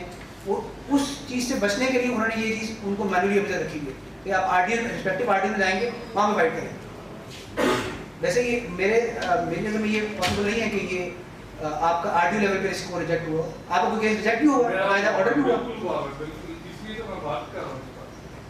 अच्छा, या हमारे किसी ऐसा पर्टिकुलर क्लाइंट का हुआ नहीं है, लेकिन नीचे शेर साहब बैठे हुए उनके पास काफ़ी जो है ना ये उनको भी मैं कर सकता हूँ। सर मैं इसका आंसर कर दूँ सर। कैसे आपकी क्या सर इसमें actually sales tax refund claim करने की प्री रिक्विजिट है कि मैन्युफैक्चरर का वो बैठे हुए वो मैन्युफैक्चरर नहीं है ना, वो ट्रेडर है, इस बेस पे उनका रिजेक्ट हुआ। लेकिन वो trader as a trader register नहीं है ना, वो है as an importer exporter register. ये बेसिकली बात आपकी ठीक है, ये इस हद तक ठीक है कि मैन्युफैक्चरर जो है उसके लिए तो मसला ही नहीं है। अब तो धड़ाधड़ मैन्युफैक्चरर हो भी नहीं है, लोग जाके विजिट करवाते हैं अपना कर लेते हैं। लेकिन जो 0% वाली कैटेगरी है ना, लॉ उसमें फॉल करवाता है। FBR नहीं मान रहा अलग बात है, लेकिन लॉ तो फॉलो करवाता है। ठीक है, लॉ उसको कुछ नहीं आपको चेंज कर, मतलब आप ये नहीं कहते कि ये इलीगल है, आपको क्लेम इलीगल, बट अगर FBR ना माने तो फिर टेक्निकल ग्राउंड पे देखिए सर वो कह रहा है are refundable in the terms of section 10 of the Sales Tax Act read with Rule 39 and 39D Chapter 5A of Sales Tax Rules, ठीक है जी, 2006 inserted via SRO 980 और SRO 1172। ये मैं सब कह रहा हूँ कि हम लोग इसमें नहीं आते, अक्सरियत नहीं आती, और वो अपना सेल्स टैक्स जैसे आपको अभी पिछले दिनों में फिगर्स आए थे गवर्नमेंट के पास 385 बिलियन रुपीस के ऐसे वो हैं जो एक्सपोर्टर्स के स्टक हैं, वो कहते हैं वो नहीं मिलना। एक जो बंदा है जो ministry of industries and production में मेरा ये उससे इंटरेक्शन हुई, उसने कहा जी ये टैक्सेस आपको नहीं रिफंड हो रहे हैं। वो तो ये हमें कमर्शियल एक्सपोर्टर्स जो हम 17% आप जैसे सही कह रहे हैं, अभी तो 17% मार्जिन ही नहीं है भाई। जी जी ऐसे है बिल्कुल प्रैक्टिकली। तो स्पेशली जो ट्रेडिंग कर रहा है वो रिक्शा विक्शा लेके फिर वही चलाए। अभी मुझे 27 साल हो गया, अभी हमने यही किया एंड में ये अभी देखा ना फार्मास्यूटिकल की बात रिकॉर्डिंग हो रही है, ठीक है, अच्छी बात है। फार्मास्यूटिकल की आपने बात की है, उन्होंने झटका दिया, हम स्ट्राइक पे चले जाएंगे। अभी ये इनके पर आटा पीसने वाले चक्की वाले उनके चौकट पे उन्होंने 17% लगाया, वो स्ट्राइक पे चले गए, दूसरे दिन गवर्नमेंट ने वापस ले लिया। पाकिस्तान में इस वक्त 16,000 रजिस्टर्ड एक्सपोर्टर हैं, ठीक है जी, इन्होंने कोई कुछ नहीं किया। पिछले दिनों मछेरों ने, मछली पकड़ने वालों ने कराची पोर्ट बंद कर दी थी, 3 जहाज अंदर थे, 7 बार खड़े थे कार्गो के। तो हमारी तरफ से तो कुछ नहीं हो रहा। ये जो आप बात कर रहे हैं बेसिकली ये चैम्बर के फोरम पे ही बात हो सकती है। हाँ, लेकिन मसला ये है कि जो प्रैक्टिकली ना, जो जिन की आपने एग्जांपल दी ना कि अगर जो लोग स्ट्राइक पे चले जाएंगे, जिनकी आपने एग्जांपल दी, उनसे थोड़ा सा निज़ाम ज़िंदगी मुतासर होगा। हाँ, एक्सपोर्टर से निज़ाम ज़िंदगी मुतासर नहीं होगा। ये वजह इसलिए आप स्ट्राइक पे चले भी जाएंगे तो किसी को पता नहीं चलेगा। $1 बिलियन की कॉम को इन्होंने वो बढ़ी रख दिया। $1 बिलियन क्या वो अभी साफ था, अभी जो वो स्लाइड पे डाली थी $3 बिलियन की बात कर रहे हैं, ज़्यादा ही है हमें माशाल्लाह से आपको। तो ये बात है, इनको करना चाहिए क्या वो जैसे उन्होंने बात की है वाकई ये बेट ये हमें बताया जाए कि ये हमें कैसे करना चाहिए। मेरा पता क्या कहते हैं, वो कहते हैं कि आप नॉन GST करें, नॉन GST पे फिर 17 + 3% वो 20% पे चले जाए। हमने तो गोशवारा जमा करवाना हर महीने, उसमें तो हमारा पकड़ा जाएगा जैसे ये लोग सवाल कर रहे थे। तो आपकी वो ठीक है, पता तो चले ना यार ये भाई किससे कर रहे हैं, वो तो उसको पकड़ रहे हैं कि ये सेलर कौन है। यूजर को तो ठीक है, वो तो जो भी कर रहा है, एक्सपोर्ट कर रहा है या खुद कंज्यूम कर रहा है, वो तो सेल्स टैक्स पे हो गया, लेकिन वो तो जो बेचने वाला है उसका तो पता चल रहा है उनको। तो ये मेरा सवाल है, अगर इसमें कोई इन्फॉर्मेशन आपके पास है। अच्छा, इसमें ये कर लेते हैं कि जिस तरह 5% पे भी काफ़ी हाँ वो चल रही है बहस, और काफ़ी, क्योंकि उसमें अगेन देखें मैं आपको फ्रेंकली बताता हूँ कि सिनेरियो ये होता है ना कि 5% वाले केस में बड़े प्लेयर प्राइवेट लिमिटेड कंपनी उनका स्टेक है और उनकी सेल भी ज़्यादा है, ठीक है, चाहे आप पॉलिटिकली कह लें चाहे आप चैम्बर के पॉइंट ऑफ व्यू से कह लें, तो वो उस मैटर को, लेकिन वो मैटर को पर्सनली लेके आपको शायद अंदाजा होगा बड़ी दफ़ा इस्लामाबाद भी गए और काफ़ी हद तक उन्होंने रिजॉल्व करा भी है, सर फिर भी बहुत ज़्यादा पेमेंट्स करनी पड़ती है क्योंकि लॉ तो वहीं मौजूद है। पिछले दौर में ऐसी हिसाबदार ने ये कहा था, उसके साथ यही सेटलमेंट हुई थी कि 5% जो है ना उसका इनपुट और वो एक्सपोर्टर्स ले भी रहे थे, ठीक है जी। अभी उन्होंने भाईजान सीधा 17% लगा दिया। 17% तो मार्जिन तो लोग कौन खा रहा है इसका, वो भी नहीं लगा। तो इस इशू को वैसे डिस्कस कर लेते हैं, मैं नासिर को कहूँगा कि इस दफ़ा आके इस इशू को जानकर के फोन पे एड्रेस कर लें। सबसे इम्पोर्टेंट इशू है ही ये इस वक्त से आपको सर, मैं- एक्सपोर्टर्स को पता ही नहीं है वो माल। अच्छा, जितने भी एक्सपोर्टर का कमर्शियल एक्सपोर्टर बैठे हुए हैं वो मुझे पता है हम माल खरीदते हो मार्केट से जाते हैं उसमें 70% ऑलरेडी पेड है आप लोगों का। हाँ, इनवॉइस पे दे या ना दे 70% पेड है। वो भाई आप 20% पे कैलकुलेशन कर लेते हैं अपनी इनवॉइस से लेनी, ठीक है जी, वो आपने सर लेके एक्सपोर्ट कर दिया, जीरो रेटेड पे आ गया, लेकिन आपकी कैटेगरी जो रजिस्टर्ड है सेल्स एक्ट के पास, वो तो आप कमर्शियल एक्सपोर्टर रजिस्टर्ड है ना, आपके पास कमर्शियल मीटर है ना इंडस्ट्रियल मीटर है ना कोई प्रेमिसेस है।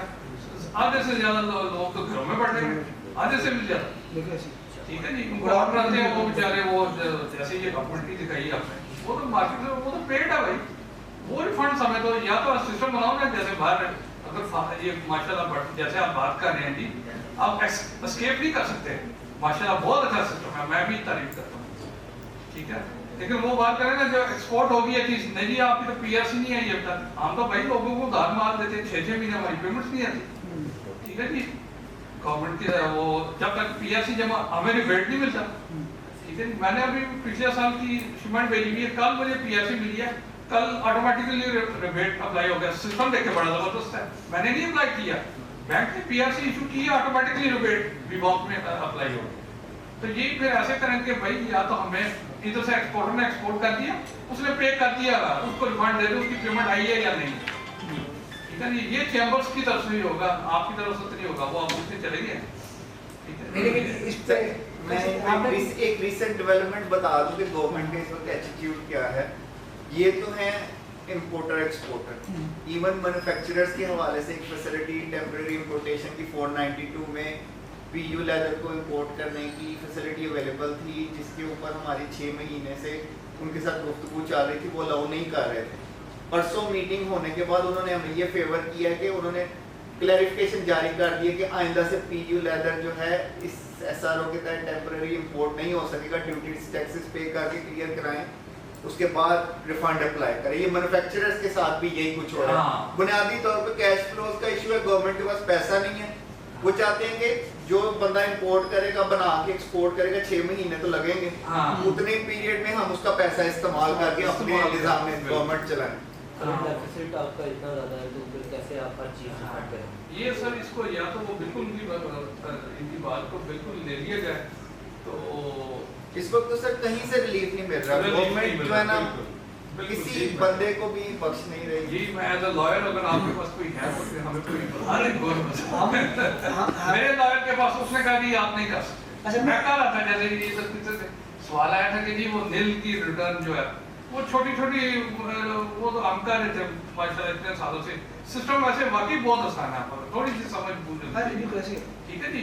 तो लेकिन हम भी कोशिश करते हैं, जैसे मैंने बात की था कि हम क्लरिकल काम ना करें, हम कोई फंस जाता है किसी सिनेरियो में तो फिर कोई लॉ की कोई प्रॉब्लम है तो उसमें हम असिस्ट करें, क्लरिकल काम तो हो जाता है, मतलब वही मैं कह रहा हूं ना, रिफंड भी खुद करने में ज़्यादा अच्छा जी है। नेक्स्ट एक्ट बनाना या नेक्स्ट एक्ट चले किसी लॉयर की आप ले लें सर्विस ले लें, मैं नहीं कर रहा, लेकिन बात यह है कि वो उसको पता तो चले ना कि वो लायबल है भी है या नहीं है। वो तो जब जाता है एफआईआर के पास वो फौरन आपको रिजेक्ट करके नाम दे देता, क्लेम लगाने दे देता, वो आप लॉयर के पास जाते हैं।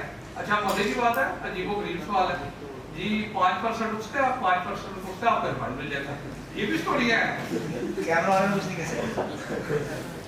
मैं आपको बहुत एक बात बताऊं, कुछ लॉयर्स की बात है कहते नहीं आपकी कितनी शिपमेंट साल में 1-2 है तो हम आपको ले देंगे, ज्यादा तो आप फिर आप इन कैमरा आ जाएंगे, जैसे आप कह रहे हैं इन कैमरा चल रहे हैं, तो भाईजान ये जो बातें हैं वो सही खुल के बात करें। मैं सच में आपने बात ऐड करना चाह रहा हूँ। एफबीआर इतना टैक्स इकट्ठा कर रहा है हमारे मुल्क से, हर बंदे को टैक्स के मतलब भी तंग कर रहा है, लेकिन जब ये लोग तंग होते हैं डॉक्यूमेंटेशन में प्रॉब्लम में, इनके लिए फैसिलिटेशन सेंटर क्यों नहीं इन्होंने खोले, एक बंदा क्यों बिठाया उधर, आपको उसी के पीछे मतलब के दूसरी कोने में जाके हाथ में कुछ पकड़ना है जो मीडिया का काम होता है।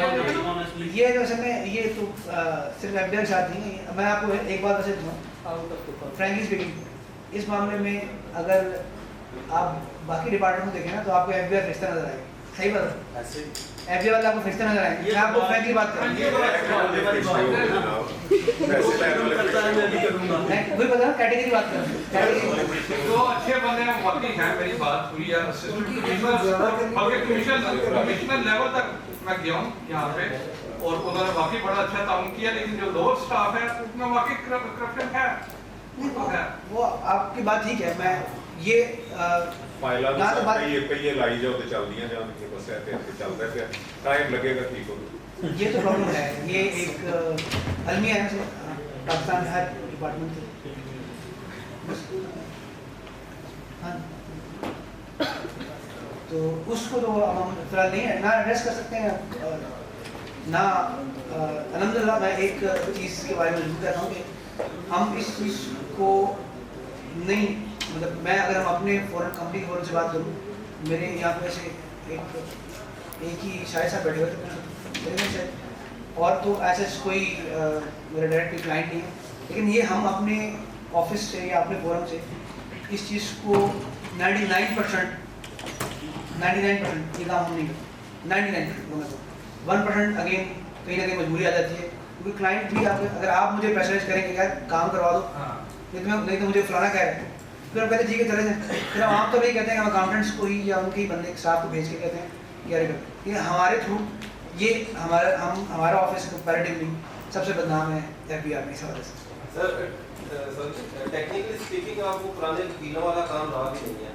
क्वालिफाइड चार्टर्ड अकाउंटेंट्स जो हैं नॉर्मली अपनी डॉक्यूमेंटेशन और जो वर्किंग होती है, हाँ ये बात ठीक है, उसके ऊपर फोकस करते हैं। हाँ, और उसके ऊपर फाइट करते हैं। हम पूरा साल ही काम करते हैं। ये अभी हम लोगों को भी ये समझना चाहिए कि वो पुराने जो वकील हैं जो ये सेटलमेंट्स करते हैं जिस तरह से करते आए हैं, वो अब उनके पास की बात नहीं। नहीं डॉक्यूमेंटेशन इतनी लाजमी हो गई है ना, क्योंकि एक चीज़ जो अभी आपने सवाल किया ना, इसका एक फ़ायदा ये भी हुआ कि हर चीज़ जो है ना आपसे सडन नहीं हो सकती, क्योंकि इनका अपना एफबीआई का अपना ऑडिट होता है। जब इनका अपना ऑडिट होता है ना, जो उसमें रिक्वायरमेंट्स आती हैं, जब इस्लामाबाद से टीम आती है और वो ना हमें जानती है ना लॉयर को जानती है, मतलब ना सॉरी क्लाइंट को जानती है, वो उनको पॉइंट निकाल के चले जाते हैं, उनको रिजॉल्व करवाना फिर पता लगता, उस वक्त पता लगता है। जो आपने बात की डॉक्यूमेंटेशन, जिसकी डॉक्यूमेंटेशन कंप्लीट होती है वही बचता है और बड़ा आराम से बच जाता है। यानी कि ऐसे ऐसे पॉइंट्स होते हैं जिससे लग रहा होता है कि अच्छा यार ये तो इस पर बहुत टैक्स लग जाएगा, लेकिन जब डॉक्यूमेंटेशन निकालते हैं देखते हैं तो सब चीज़ें पूरी होती हैं। तो जहाँ नहीं होती डॉक्यूमेंटेशन वहाँ पे फिर वो 1% वाला काम तो सर आप फिर इसको आप देते हैं, मशवरा देते हैं कि जितने भी कमर्शियल एक्सपोर्टर है वो अपने आप को अपग्रेड करके कमर्शियल एक्सपोर्टर का मैन्युफैक्चरिंग रजिस्टर करवा दें। मैं आपको मशवरा दे देता हूँ, लेकिन अब मैन्युफैक्चर इतना आसानी से नहीं, प्रीमिसेस और मैन्युफैक्चरिंग फैसिलिटी के बगैर और वो अब मुश्किल हो, इंडस्ट्रियल मीटर के बगैर कैसे होंगे? ये सारा कुछ करना पड़ेगा। वो पहले था, पहले बहुत सी चीज़ें ना थ्रू। अब वही मैंने बात की ना, इन्होंने की है, कॉरेंट निकला और उन्होंने पिक्चर मांगी है उनसे कि आपने विजिट किया, तो उन्होंने बैठे बैठे कर दिए साइन, अगेन वही पैसे साइन कर दिए उन्होंने। लेकिन जब उनका ऑडिट हुआ ना कि आपने इतने मैन्युफैक्चर रजिस्टर कर दिए, जरा दिखाएंगे ना कि कहाँ पे आपने पिक्चर दी है, आपने क्या रिपोर्ट बनाई है, वहाँ से रिपोर्ट। तो इसलिए वो भी बहुत केयरफुल है, और केयरफुल होने का फायदा ये है कि जिस तरह आपने कहा कंप्लाइंस पूरी हो जाएगी।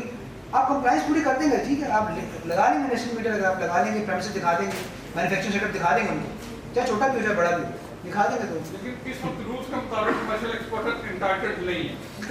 अगर आप लॉ के पॉइंट ऑफ व्यू 0% के वाले से बात करें तो है, लेकिन एफबीआर की जिस तरह आपने बताया, एफबीआर के जिस तरह इन्होंने डिस्कस किया कि उसमें नजर में नहीं, क्योंकि वो कहते हैं वो मैन्युफैक्चरिंग डेफिनेशन में लेते हैं, कमर्शियल एक्सपोर्टर डेफिनेशन में नहीं लेते। अदरवाइज लॉ कहते हैं कि जब 0% चार्ज हो रहा है तो क्योंकि वैट का या सेल टैक्स का इवन यूए में भी है, यूए में भी अगर, क्योंकि मेरी फर्म यूए में भी है, हम वैट जो भी 0% चार्ज करते हैं ना, जिन प्रोडक्ट पे 0% चार्ज होता है, जिन सर्विस पे 0% चार्ज होता है, उनका सारा इनकम टैक्स जो रिफंड होता है, उनका तो मैं 2-3 महीने के अंदर ऑटोमेटिकली हर चीज़ ओके करके 5-6 इनवॉइसेस चेक करके वो फंड कर देते हैं। वहाँ जिस तरह उन्होंने इस तरह सहूलत पर रखा तो, लेकिन ये प्रैक्टिकली यहाँ पर भी ऐसे ही होना चाहिए, लेकिन उसको उन्होंने किया हुआ है, रिस्ट्रिक्ट किया हुआ है, तो फंड्स की वजह से हो सकता है या जो भी आप कर रहे हैं। ठीक है, अच्छा थोड़ा सा कंक्लूड करते हैं इसको। कोई और सवाल मुझसे आप साथ कर लीजिएगा। ये भी हमने बात कर ली स्टेटस फंड द्वारा कि आउटगोइंग फंड्स ट्रांसफर हो जाते हैं, और अगर आप अनडिक्लेयर्ड अकाउंट से पेमेंट्स करें तो जो इनपुट टैक्स है वो फिर आपका रिजेक्ट हो जाता है। तो इसलिए कोशिश करनी चाहिए कि जो आपके अकाउंट जिनसे आप पेमेंट्स कर रहे हैं क्या नाम है परचेजेस की, वो सारी परचेजेस जो हैं वो आपकी वो जो सारे अकाउंट्स हैं वो डिक्लेयर्ड हो, अदरवाइज रिफंड आपको मिल जाता है, बाद में कॉल होकर रिजेक्ट हो जाता है। ये भी प्रॉब्लम आती है। पेमेंट्स जो है कैश होनी चाहिए या क्रॉस चेक होना चाहिए? क्रॉस चेक होनी चाहिए, पेमेंट्स तो क्रॉस चेक होनी चाहिए, लेकिन उसमें एक बल्कि अब उन्होंने इनिशिएटिव लिया हुआ है और कोई डिफाइंड डेट नहीं है, वो है डिजिटल पेमेंट्स का। वो उन्होंने स्ट्रक्चर ही पूरा बैंक के साथ मिलकर उन्होंने लॉन्च पहले कर दिया, लेकिन प्रैक्टिकली जो है लॉन्च उन्होंने पहले कर दिया, लेकिन प्रैक्टिकली वो पॉसिबल नहीं था क्योंकि बैंक ही रेडी नहीं थे। बैंक के साथ हज़ारों लाखों कंपनीज ने कैसे उन्हें क्या मैनेज करना है, बैंक्स को पहले उन्होंने रिसोर्स उन्होंने बनाया अपना, बैंक्स ने मैनेज किया, अब उन्होंने लॉ चेंज कर दिया, उन्होंने इसको ज़ाहिर महीना मुद्दत तक के लिए रोक लिया हुआ है, लेकिन ये आ जाना है 2 महीने 1 महीने 4 महीने बाद कि डिजिटल पेमेंट से लेकर आपका पूरा जो स्ट्रक्चर है वो ऑनलाइन जो डिजिटल उन्होंने प्लेटफॉर्म बनाया उसके थ्रू तो फिर ऑटोमेटिकली वहाँ पर सारे जी प्लीज सर अनडिक्लेयर्ड अकाउंट को डिफाइन करें। अनडिक्लेयर्ड अकाउंट मुराद ये कंपनी के लिए अनडिक्लेयर्ड अकाउंट हुआ है क्योंकि उसकी फॉर्म 181 जब रजिस्ट्रेशन करवाते हैं उसमें जो बिजनेस अकाउंट्स आते हैं ना वहाँ पे सारे अकाउंट्स डिक्लेयर होने चाहिए। ये इसके साथ बिजनेस हम कर रहे हैं ट्रांजैक्शन कर रहे हैं उसको it should be filer like that. जी जी फाइलर होगा तो उस पर आप होगा तो रुक जाएगी। नहीं फाइलर होने की कैटेगरी गलत थी, मतलब आप जो रजिस्टर्ड होगा आपको स्टेटस वही चार्ज करेगा। ठीक है, तो हम रजिस्टर्ड परचेज की बात करें तो रजिस्टर्ड परचेज में ही आपको स्टेटस चार्ज होगा ना, और आपका इनकम टैक्स रिफंड तभी जनरेट होगा। तो इसलिए वो तो सवाल इसमें नहीं आएगा, वो सवाल ये है कि डिक्लेयर कैसे होगा, तो वो मैंने बता दिया कि वो अकाउंट जो है आप यूज़ कर रहे हैं जनरली यूज़ कर रहे हैं, लेकिन आपके फॉर्म 181 में अगर मिस है तो वो फिर अनडिक्लेयर कैसे होगा और वो सिस्टम उसको फिर हाईलाइट करके रिजेक्ट कर देगा। इसके अलावा कुछ बात मैं फिर नेक्स्ट स्लाइड में वर्ड फास्टर का क्या मानता है? फास्टर को एक भूल गया वैसे ना स्पेसिफिक स्पेसिफिक निमोनिक है ये बनाया FASTER एंड वाला रिफंड है, बाकी मुझे FASTE क्या मुझे याद नहीं आ रहा क्या, लेकिन वो faster basically mnemonic term by FPR। अच्छा ये भी थोड़ा सा जरा वो हो गया है, इसका अभी रिसेंटली एमनेस्टी आई है, थोड़ा सा उस पर मैं आपको बता दूँ। ये वैसे है बड़े प्लेयर्स के लिए, यानी कि बड़े प्लेयर्स से मुराद ये कि जिनकी जो 5 करोड़ या उससे ऊपर इन्वेस्टमेंट करना चाहते हैं तो उनसे सवाल नहीं किया जाएगा अगर वो जितनी भी इन्वेस्टमेंट है वो एक इंडस्ट्रियल अंडरटेकिंग जिसकी डेफिनेशन उन्होंने दी हुई है कि रजिस्टर्ड कंपनी होती है उसके साथ वो करते हैं, वो पैसे सारे ट्रांसफ़र करें कंपनी अकाउंट में। ठीक है, 30 सितंबर 2022 से पहले स्टेटमेंट फाइल करें, 5% टैक्स पे करें, तो वो जो 5 करोड़ उनका वो वाइट हो जाएगा, जिस बड़ी सोर्स आया हुआ वाइट हो जाएगा। फिर वो FPR पूछेगा नहीं, कोई सवाल नहीं पूछेगा, बल्कि अभी करंटली तो नैब को भी उन्होंने FBI ने ये नोटिफिकेशन इशू करवा दिया हुआ है कि नैब भी इन्फॉर्मेशन मांगेगा तो नहीं। डोमेस्टिक मनी लॉन्ड्रिंग हो जी डोमेस्टिक मनी लॉन्ड्रिंग काला धन सफेद करने के लिए कैमरा ऑन है ना, थोड़ा सा मैं बता दे रहा हूँ, मुझे पता है कि कोई देख रहा नहीं देख रहा, लेकिन ये इसलिए इसको आसान अच्छे अल्फाज में एमनेस्टी कहते हैं, खूबसूरत अल्फाज में। अच्छा इसमें एक चीज़ इंपॉर्टेंट है कि जो थोड़ा सा ग्लिच भी है इसमें कि एमनेस्टी आ तो गई, लेकिन आप बिजनेस शुरू करें तो आप टेक्निकली अपने प्रेमिसेस पे नहीं शुरू कर सकते। ये एक अजीब सा इन्होंने बनाया कि नहीं कि अगर आप मैंने अगर 5 करोड़ है और मैं 1 करोड़ की लैंड लेना चाहता हूँ या कोई एग्रीकल्चर कोई दूर है जगह जो मैं अपने सेटअप के लिए लेना चाहता हूँ, तो जो मेरा लैंड मेरा खर्चा है वो इनके लिए एज ए वो इस 5 करोड़ में कवर हो सके। यानी अगर मैं लेट्स से 5 करोड़ का स्टार्टिंग पॉइंट है, मैं 20 करोड़ मेरे पास है, मैं 20 करोड़ वाइट करना चाहता हूँ, तो मैं 20 करोड़ अपने अकाउंट में जमा करवाता हूँ, किसी भी सोर्स से, बाहर से कहीं से भी कैश कुछ भी जमा करवाया मैंने अकाउंट में अपने।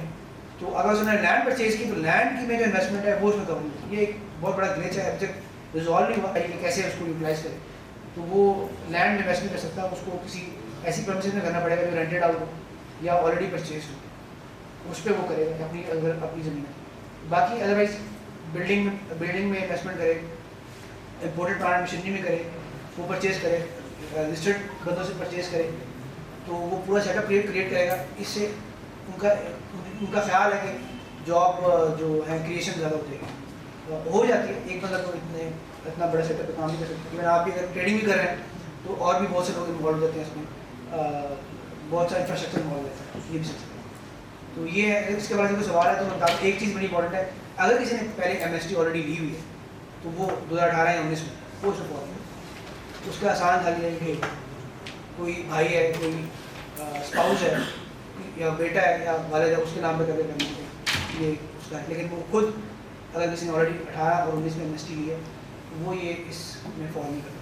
बाकी गवर्नमेंट ऑफिसर नहीं करते, मेंशन है कि गवर्नमेंट ऑफिसर नहीं करते या कोई पब्लिक कंपनीज हैं वो इसमें फॉलो नहीं करते। इस हवाले से कोई क्वेश्चन नहीं, क्योंकि बड़ी सिंप्लीफाइड MST है, इसमें कोई लंबा चौड़ा नहीं है।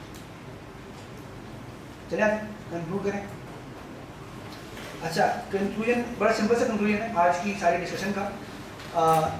FBR से रजिस्ट्रेशन जब आपकी ड्यू हो जाए टाइमली करवाएं, ठीक है। वेट ना करें, लेट बिल्कुल ना करें। अभी कल की एक मेरे पास एक इंक्वायरी आई थी, कोई खातून है जो कि मुझे 2 साल से काम कर रही हैं जो लोकल फूड होता है ना, होममेड फूड होता है, उस पर काम कर रही है। अच्छा खासा उनका काम चल रहा था, तो अब वो उसको पाकिस्तान वाइड लेके जाना चाह रही है। तो उन्होंने 2 पार्टनर साथ मिलकर पाकिस्तान वाइड लेना चाह रहे हैं। तो वो चाह रही है मैं शुरू से ही करूँ, क्योंकि तरीका कर भी है, क्योंकि कल को ही होगा ये कि जब जैसे आप इसकी एग्जाम्पल देता हूँ मैं कि अगर वो करती हैं कैश ऑन डिलीवरी करती हैं कि यहाँ से प्रोडक्ट बना के भेजी, अगले बंदे ने जो TCS वाला है या जो कोरियर वाला है उसको कैश दिया, तो TCS ने तो सारा रिकॉर्ड रखा होता है, उसने उधर का भी सीन ऐसे रखा है, इसका भी सीन ऐसे रखा, तो ऑटोमेटिकली वो सारा रिकॉर्ड जो है वो आ जाएगा FBR के पास। तो इसलिए उनको इस चीज़ का अंदाजा है, तो शुरू से ही करना चाह रही है कि वो 2 साल से काम कर रही है, कह रही थी मैं अच्छा कमा रही हूँ और सब कैश में हो रहा था। मैं एक ही राइडर मैंने रखा हुआ साल में, वही मेरा जो होम कुक फूड है वो जाकर डिलीवर कर देता था, तो मैं अच्छा खासा मैं अर्न कर रही थी। लेकिन अब क्योंकि मैं नेशन वाइड जाना चाह रही हूँ, तो मुझे पता है कि मैं इसमें कवर अप, मतलब मैं कहीं ना कहीं मैं इससे पहले मुझे भी कॉल करें, मैं खुद ही रजिस्टर होना चाह रही हूँ, खुद ही प्रॉपर तरीके से काम करना चाह रही हूँ। इसलिए अर्ली रजिस्ट्रेशन सबसे बेहतर होती है अगर आप काम करना चाह रहे हैं। ये वैसे शारकों में वैसे भी ट्रेंड है कि 18-19 साल के होते नहीं और जाकर भाग के जाके कंपनी रजिस्टर करवा लेते हैं चैम्बर में और एंटी बना लेते हैं, फिर भूल जाते हैं।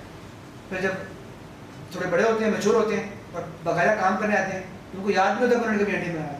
और सिस्टम खोलते हैं तो पिछले 5 इंटरनों को नोटिस आए होते हैं और फाइन खड़ा होता है। तो इसलिए रजिस्ट्रेशन करवा के थोड़ा सा वैसे भी रिस्पॉन्सिबल है।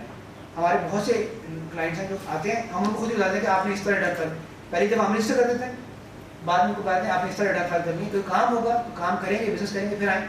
अदरवाइज अगर बिजनेस नहीं कर रहे तो घर बैठे यहाँ खोलें, ये रिटर्न फाइल करें, सिंप्लीफाइड रिटर्न है। अब तो एक ऐप है टैक्स आसान के नाम से, ये ऐप भी डाउनलोड करें, जो ऐसे सारे डाउनलोड करें, इसमें कोई इशू नहीं है, वो सब डाउनलोड करें और उसमें भी आप रजिस्टर करवा सकते हैं, उसमें आप वो भी करवा सकते हैं, रिटर्न भी जमा करवा सकते हैं ऐप के थ्रू और काम कर। अदरवाइज 20-20 हज़ार पेनल्टी स्टैंड कर जाती है, आप डेटा पेमेंट्स कर जाते हैं, ठीक है। अच्छा, फोर्स रजिस्ट्रेशन बाय FBR नहीं होनी चाहिए। FBR जाती भी करता है बहुत जगहों पे, लेकिन ये बहुत से चीज़ें FBR फोर्स रजिस्ट्रेशन कर लेता है, उनको कहीं ना कहीं से मिलते हैं टैक्स इन्फॉर्मेशन, वो रजिस्टर कर लेते हैं। जैसे ये है, इस साल उन्होंने ख़त्म कर दिया वैसे, लेकिन ये जो डोमेस्टिक एयरलाइन है और जो फॉरेन जो टिकट्स हैं उन पर भी टैक्स, इनकम टैक्स का पोर्शन होता है। बहुत से लोगों को पता नहीं होता कि आपने सीने से दिया, आपका डोमेस्टिक का और जो फॉरेन है वो टैक्स बाकायदा जमा होता था FBR, जो कि आपका राइट है कि आप क्लेम कर सकते हैं अगर आप फायदा नहीं। बहुत से लोगों को पता नहीं, और ना उनकी कोई वॉइस मिलती है, ये भी बड़ा मसला है, ना उनकी वॉइस मिलती थी, ना कोई CPR मिलता था। तो लेकिन FBR के बाद वो सारा डाटा किसी न किसी फॉर्म में आ जाता है, ठीक है। तो इसलिए वो भी कर सकते हैं, फोर्स रजिस्ट्रेशन की तरफ लेके जा सकते हैं। अगेन अभी जिस तरह एक भाई ने बड़ी सही बात की थी कि प्रॉपर डॉक्यूमेंटेशन पूरे साल में अगर आप रखेंगे तो कोई टेंशन नहीं। जैसे अभी मुझे पूछा ना इनहेरिटेंस का सवाल, आज के टॉपिक से रेलिवेंट था, लेकिन अगर इनहेरिटेंस के डॉक्यूमेंट्स है आपके पास, कोई गिफ्ट किया आपने, गिफ्ट के डॉक्यूमेंट ठीक है, कोई मसला नहीं, डॉक्यूमेंट्स आपके पास होना चाहिए। हर काम जो है डॉक्यूमेंटेड करें, फिर अगर आपसे कोई चीज़ मिस भी हो गई तो भी कवर हो जाए, ठीक है। मान से जैसे किसी टैक्स नेट में फॉलो करती है, टैक्स में फॉलो नहीं करती, जो भी आप काम करें कोई इशू नहीं। पीरियोडिक कंप्लायंस है, ये एक इंपॉर्टेंट चीज़ है कि जैसे सेल टैक्स रिटर्न की बात की जिन्होंने कि नील सेल टैक्स रिटर्न फाइल करनी होती है, नहीं फाइल करेंगे वो 10,000 पेनल्टी वो माफ़ ही नहीं करते। तो अक्सर है कि कंपनीज के अकाउंटेंट छोड़ जाते हैं तो ऑनर्स को पता नहीं लगा यार वो स्टेटस रिटर्न भी हमारी फाइल कर रहा है। 4-5 महीने बाद मुझे याद आता है कि जो FBI से चीफ में नोटिस आ गया तो जनाब उन्होंने 60-70 हज़ार की पेनल्टी डाल दी है बिला वजह क्या होती है कि सिर्फ डेट्स की कंप्लाइंस है पूरी नहीं होती। तो ये एक ऐसी चीज़ है जिसकी कंप्लाइंस अगेन अकाउंटेंट्स की आमतौर पर जिम्मेदारी होती है कि कोई छोटा बिजनेस है तो उसको पता होना चाहिए। और हमारे पास ऐसे भी हैं क्लाइंट जो कि 25-30 करोड़ का काम कर रहे हैं लेकिन टैक्स रिटर्न तक भी खुद हमारे लिए ड्राफ्ट करके ना पूरी फिल करके देते हैं कि आप सिर्फ चेक करें। इस तरह उनको पता था कि यार ये जिम्मेदारी उनकी अपनी है। अगर मेरी तरफ से गलती हो भी जाए as a lawyer as a consultant sorry गलती हो भी जाए तो फाइन तो उन्होंने पे करना है, मैं तो फिर भी नहीं पे करूँगा। मैं तो आपको पता है बरी से हो जाऊँगा क्योंकि मेरी गलती भी होगी तो मैं कहूँगा अच्छा ठीक है ये पे तो आप नहीं करना, तो नाम भी उन्हीं पे आए। तो इसलिए वो इतने रिस्पॉन्सिबल होते हैं तो छोटे लेवल पर काम कर रहे हैं उनको और रिस्पॉन्सिबल होना जरूर चाहिए इसमें, लेकिन स्पेशली अकाउंटेंट वगैरह नहीं क्योंकि मंथली है, क्वार्टरली है, एनुअली है, ठीक है। मुख्तलिफ किस्म की जो स्टेटमेंट्स हैं रिटर्न्स हैं वो फाइल करनी होती है। फाइनली लास्ट बात, बैंकिंग ट्रांजेक्शन्स आपकी रूटीनली मॉनिटर हो रही होती है, FBR को बाकायदा रिपोर्ट हो रही होती है। ऐसा कोई भी चीज़ है, कहीं से बाहर से पैसे आ रहे हैं कोई प्रॉब्लम नहीं, बाहर से पैसे आ रहे हैं कंपनी में कोई इशू नहीं है। कोई IT का काम कर रहा है, एक्सपोर्ट का काम कर रहा है, IT सर्विस का काम कर रहा है, बाहर से पैसे आ रहे हैं कोई इशू नहीं। लेकिन तो आप कैश जमा करा रहे हैं ना, कोई इधर से कैश जमा करा रहा है, कोई आपको पत्तों की से आपको क्या नाम है बैंक में जो ब्रांच है उसमें वहाँ किसी ने कैश जमा करा दिया, तो जो कैश ट्रांजेक्शन है उनको अवॉइड करें। अगर आप चाहते हैं कि कल को, क्योंकि आपको 4 महीने बाद याद ही नहीं होगी कुछ पैसे कहाँ से आए, 15,000, 20,000, 25,000 अमाउंट छोटी होती है, लेकिन जब पूरे साल में कन्वर्ट करते हैं ना उसको तो बड़ी हो जाती है, आप टैक्स की उसमें लायबल होते हैं। तो यहाँ पे लोगों को बहुत प्रॉब्लम आती है कि छोटे अमाउंट 5-6 लाख की अमाउंट को तो बॉदर नहीं करते अक्सर बिजनेसमैन, लेकिन जब वो साल के एंड पे जस्टिफाई नहीं कर पाते उसको तो उनको समझ नहीं आता होता कुछ नहीं है। इनको मैंने पैसे दिए, इन्होंने मुझे वापस कर दिए, तो FBR ये नहीं देखेगा पैसे वापस भी आए, मतलब मैंने इनको सॉरी पैसे दिए, ठीक है, तो इनकी इनकम टेक्निकली आ गई, इन्होंने पैसे वापस कर दिए तो लोन रिटर्न हो गया, बात खत्म। जब इनकी बैंक स्टेटमेंट देखी जाएगी ना तो वो सिर्फ क्रेडिट देगी, अच्छा 5-10 लाख रुपये आया, बस गया करना वो नहीं देखेंगे क्योंकि आपने डिक्लेयर खुद नहीं किया, आपने खुद नहीं बताया। तो अगर आपको पता हो कि ये लोन आया ना इस बंदे से बैंक के थ्रू, इस बंदे से गया था, इस बंदे से हमने माल लिया था, इस बंदे ने हमें बिला वजह हमारे बैंक अकाउंट में पैसे जमा नहीं करे, तो जो एक्सपोर्टर है उनके लिए बड़ा केयरफुल होता है कि आपने बैंक में कैश जमा नहीं करना। जो कैश अगर जमा कराते हैं दैट मीन्स कि वो आपकी या तो स्क्रैप सेल्स है या आपकी लोकल इनकम क्योंकि आपने क्लियर नहीं करते, ठीक है। तो वो जब आप वो नहीं करते तो फिर आपको उस पर टैक्स सेल टैक्स है वो आप उसको अट्रैक्ट करते हैं, ठीक है। तो ये बैंकिंग ट्रांजेक्शन जो है उसको कोशिश करें कि मॉनिटर करें ताकि आपके लिए आसानी हो और डॉक्यूमेंटेशन भी मिलते हैं। इस हवाले से किसी का कोई सवाल तो फिर हम इसको कंक्लूड करने से खत्म करेंगे। क्वेश्चन तो नहीं है सर? टैक्स रिटर्न के मतलब कि अगर 5 इंटरनेट मतलब वगैरह तो खुद हम कैसे टैक्स रिटर्न सबमिशन करवा सकते हैं? टैक्स रिटर्न सबमिशन का बहुत आसान तरीकाकार ये है कि आप उन्होंने कैटेगरीज मुख्तलिफ बना दी है। मसलन अगर एक ट्रेडर है उसकी 5 करोड़ से कम है सेल, तो वो सिंप्लीफाइड एक रिटर्न जमा करा कर आप कर सकते, कुछ भी नहीं करना होगा। सेल ये मेरी सेल है, ये मेरी परचेज है और ये मेरा टैक्स खोल के देखें ना उसको बताती है यार 2 तो भेजे मेरे, जैसे नॉन रेजिडेंट्स हैं उनके लिए मसले ओपन करते हैं एक पेज रिटर्न के, आपने कोई टैक्स जमा कराया पाकिस्तान में कराया तो वो यहाँ पर शो कर दें, कितना नहीं कराया तो रिटर्न जीरो की बात खत्म कर दें। तो सिंप्लीफाइड का तो बहुत आसान है।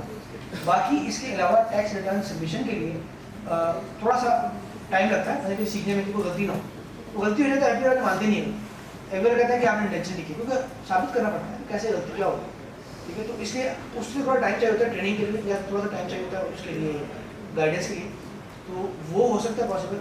लेकिन इसके अलावा यूट्यूब पे बहुत से कंसल्टेंट्स हैं जो कि बड़ा अच्छा गाइड कर देते हैं, बहुत से टीचर्स हैं जो कि टैक्स रिटर्न फाइलिंग की बड़ी अच्छी उनकी पूरी स्क्रीन रिकॉर्ड हुई होती है, ठीक है। क्योंकि मैं भी कभी कभार देखता हूँ कोई नई चीज़ आती है ना मैं देखता हूँ कभी कभार कि यार मैं सही कर रहा हूँ कि नहीं कर रहा हूँ, क्योंकि लॉ को पढ़ना एक और चीज़ है। टैक्स रिटर्न फाइलिंग करते वक्त कोई चीज़ ऐसी चीज़ होती है कि जो रिटर्न में गलती हो, IRS में गलती हो और मैं शायद उसको अपनी तरह से ठीक करके फाइल कर दूँ, ठीक है। तो इसलिए थोड़ा सा केयरफुल होना पड़ता है। तो सीखने में कोई वो नहीं है, बहुत से फोरम्स अवेलेबल हैं, अगर आप यूट्यूब पे भी सर्च करें तो बहुत सी मतलब टैक्स रिटर्न फाइलिंग जो मैं इसको क्लैरिफाई कहता हूँ अपने पॉइंट से क्लैरिफाई, अदरवाइज एक रिस्पॉन्सिबिलिटी का काम बोर्ड है, ठीक है। क्योंकि एक दफ़ा ऐसे हो भी चुका था हमारे क्लाइंट साथ हुआ कि फॉरेन रेमिटेंस की जगह छोटे छोटे इतना स्लैब होते हैं तो उसने उसमें एग्रीकल्चर इनकम उसकी तो वैसे तो उसको पता लगा, लेकिन एग्रीकल्चर डिपार्टमेंट जो डिपार्टमेंट था उनकी वजह से नोटिस आ गया। फिर वो हमने करेक्ट करवाना, फिर वो उस बात तो गुजरे भी 5 साल हो चुके थे, हमें भी समझना है कैसे हो जाती है गलती, प्रॉब्लम हो जाती है। इसलिए कोशिश करें कि केयरफुली इन चीज़ों को लेकिन मेजर मिस्टेक से जो लोग बुक फाइल करते हैं क्या करते हैं?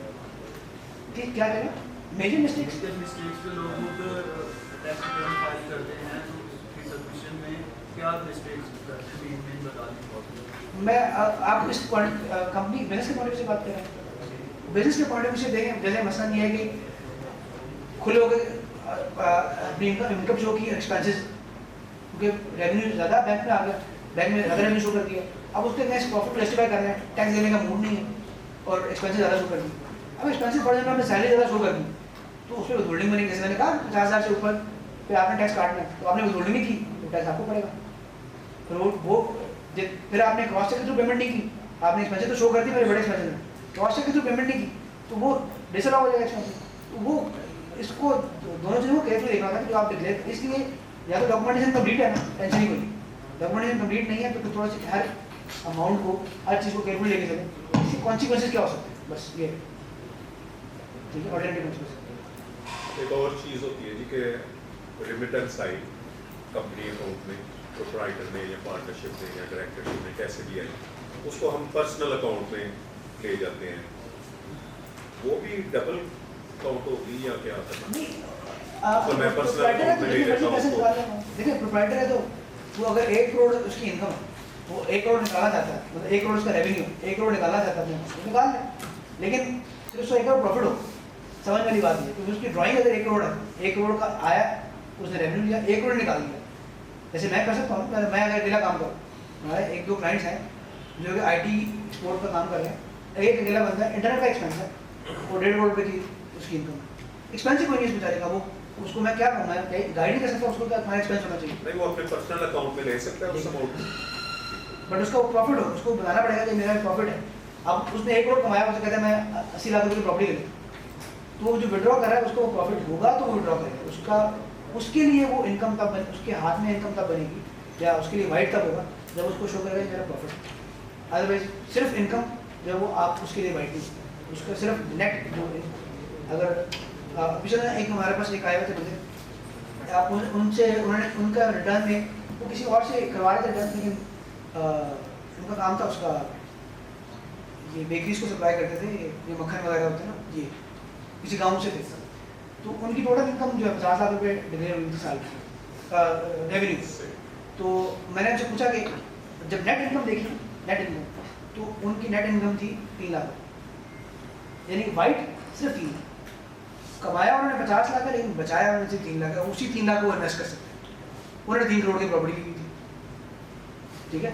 तो मैंने उनसे वैसे पूछा कि आपने किस तरह किया, तो उन्होंने कहा कि हमने तो 50 लाख की मेरी 50 लाख की जो सालाना महीने की सेल, ठीक है। तो अब मैं उनको जस्टिफाई मैंने मदद कर ली, मैं तो जस्टिफाई कर नहीं सकता, थोड़ा बहुत होता जस्टिफाई कर रहे थे, अब कहाँ मैं 3 करोड़ जस्टिफाई करूँ, पिछले 5 साल में उनकी इनकम बढ़ के 50 तक गई, तो जब आप तो उनके लिए कुछ भी वाइट नहीं है, वो किसी ना किसी चीज़ का फिर एमनेस्टी का वेट करेंगे, तो लेकिन एमनेस्टी का वेट क्या करते हो, FBI नोटिस को भेज दिया, तो लैंड में टैक्स हुआ था, ये भेज दिया नोटिस, अब नहीं जस्टिफाई, मतलब ये वैसी चीज़ है जैसे अभी हम बात करते हैं कंप्यूटराइज, तो ये कंप्यूटराइज होगा ना, FBI जस्टिफाई नहीं कर सकता, आप जाएँ जाके पैसे लेके जाऊँगा, मैं करूँ क्या, पैसे तो मैं ले लूँ, मैं करूँ क्या। इंफॉर्मेशन सेंटर में आपकी सारी इंफॉर्मेशन आ रही होती है अगेंस्ट योर NIC और बड़ा कुछ ये उन्होंने काफ़ी हद तक लिंक कर दिया, इसलिए डॉक्यूमेंटेशन कंप्लीट करें और रिटर्न फाइल करते हुए, जिससे उन्होंने कहा अपनी इन्फॉर्मेशन जितनी आ रही है ऑनलाइन चेक कर लें, ताकि कोई चीज़ मिस ना हो, तो इतना कोई इशू नहीं है रिटर्न फाइलिंग में। बाकी ये एक चीज़ मैं आखिरी बात करूँ, ये कॉम्प्लिकेटेड है नहीं, क्योंकि ये जितनी बात मैंने की है ये हर बंदे के लिए एप्लीकेबल नहीं है, ये मुख्तलिफ जिन बिजनेस पे सारी चीज़ें एप्लीकेबल है ना, उन्होंने अपने अकाउंटेंट रखे होते हैं, वो अकाउंटेंट ट्रेन होते हैं, वो काम कर रहे होते हैं, डॉक्यूमेंटेशन मेंटेन कर रहे होते हैं, रिटर्न भी फाइल कर देते हैं। हम अगर रिटर्न फाइल करते हैं तो बहुत सा डाटा हमें प्रिपेयर करके दे रहे होते हैं, तो बंदे आज प्रिपेयर होता है, अदरवाइज हम तो एक कंपनी का काम नहीं कर सकते, तो ये काम सारा हमें करना पड़ेगा। तो ये क्या नाम है, जो जिससे बच्चे ने बताया था कि वो CA भी कर रहा है, तो अब वो अगर जाकर कहीं जॉब करते हैं CA करने के बाद, तो वो ये सारे काम वहाँ पर मैनेज करवा रहे होंगे, फिर टीम खुद कर रहे होंगे, फिर टीम करा रहे होंगे, ये कर रहे होंगे, तो ऑटोमेटिकली एक नॉलेजेबल बंदा जो करा रहा होगा काम, तो और उसको कंप्लायंस में आसानी हो जाएगी। ठीक है जी, थैंक यू वेरी मच जनाब, बहुत शुक्रिया आप लोगों के टाइम का।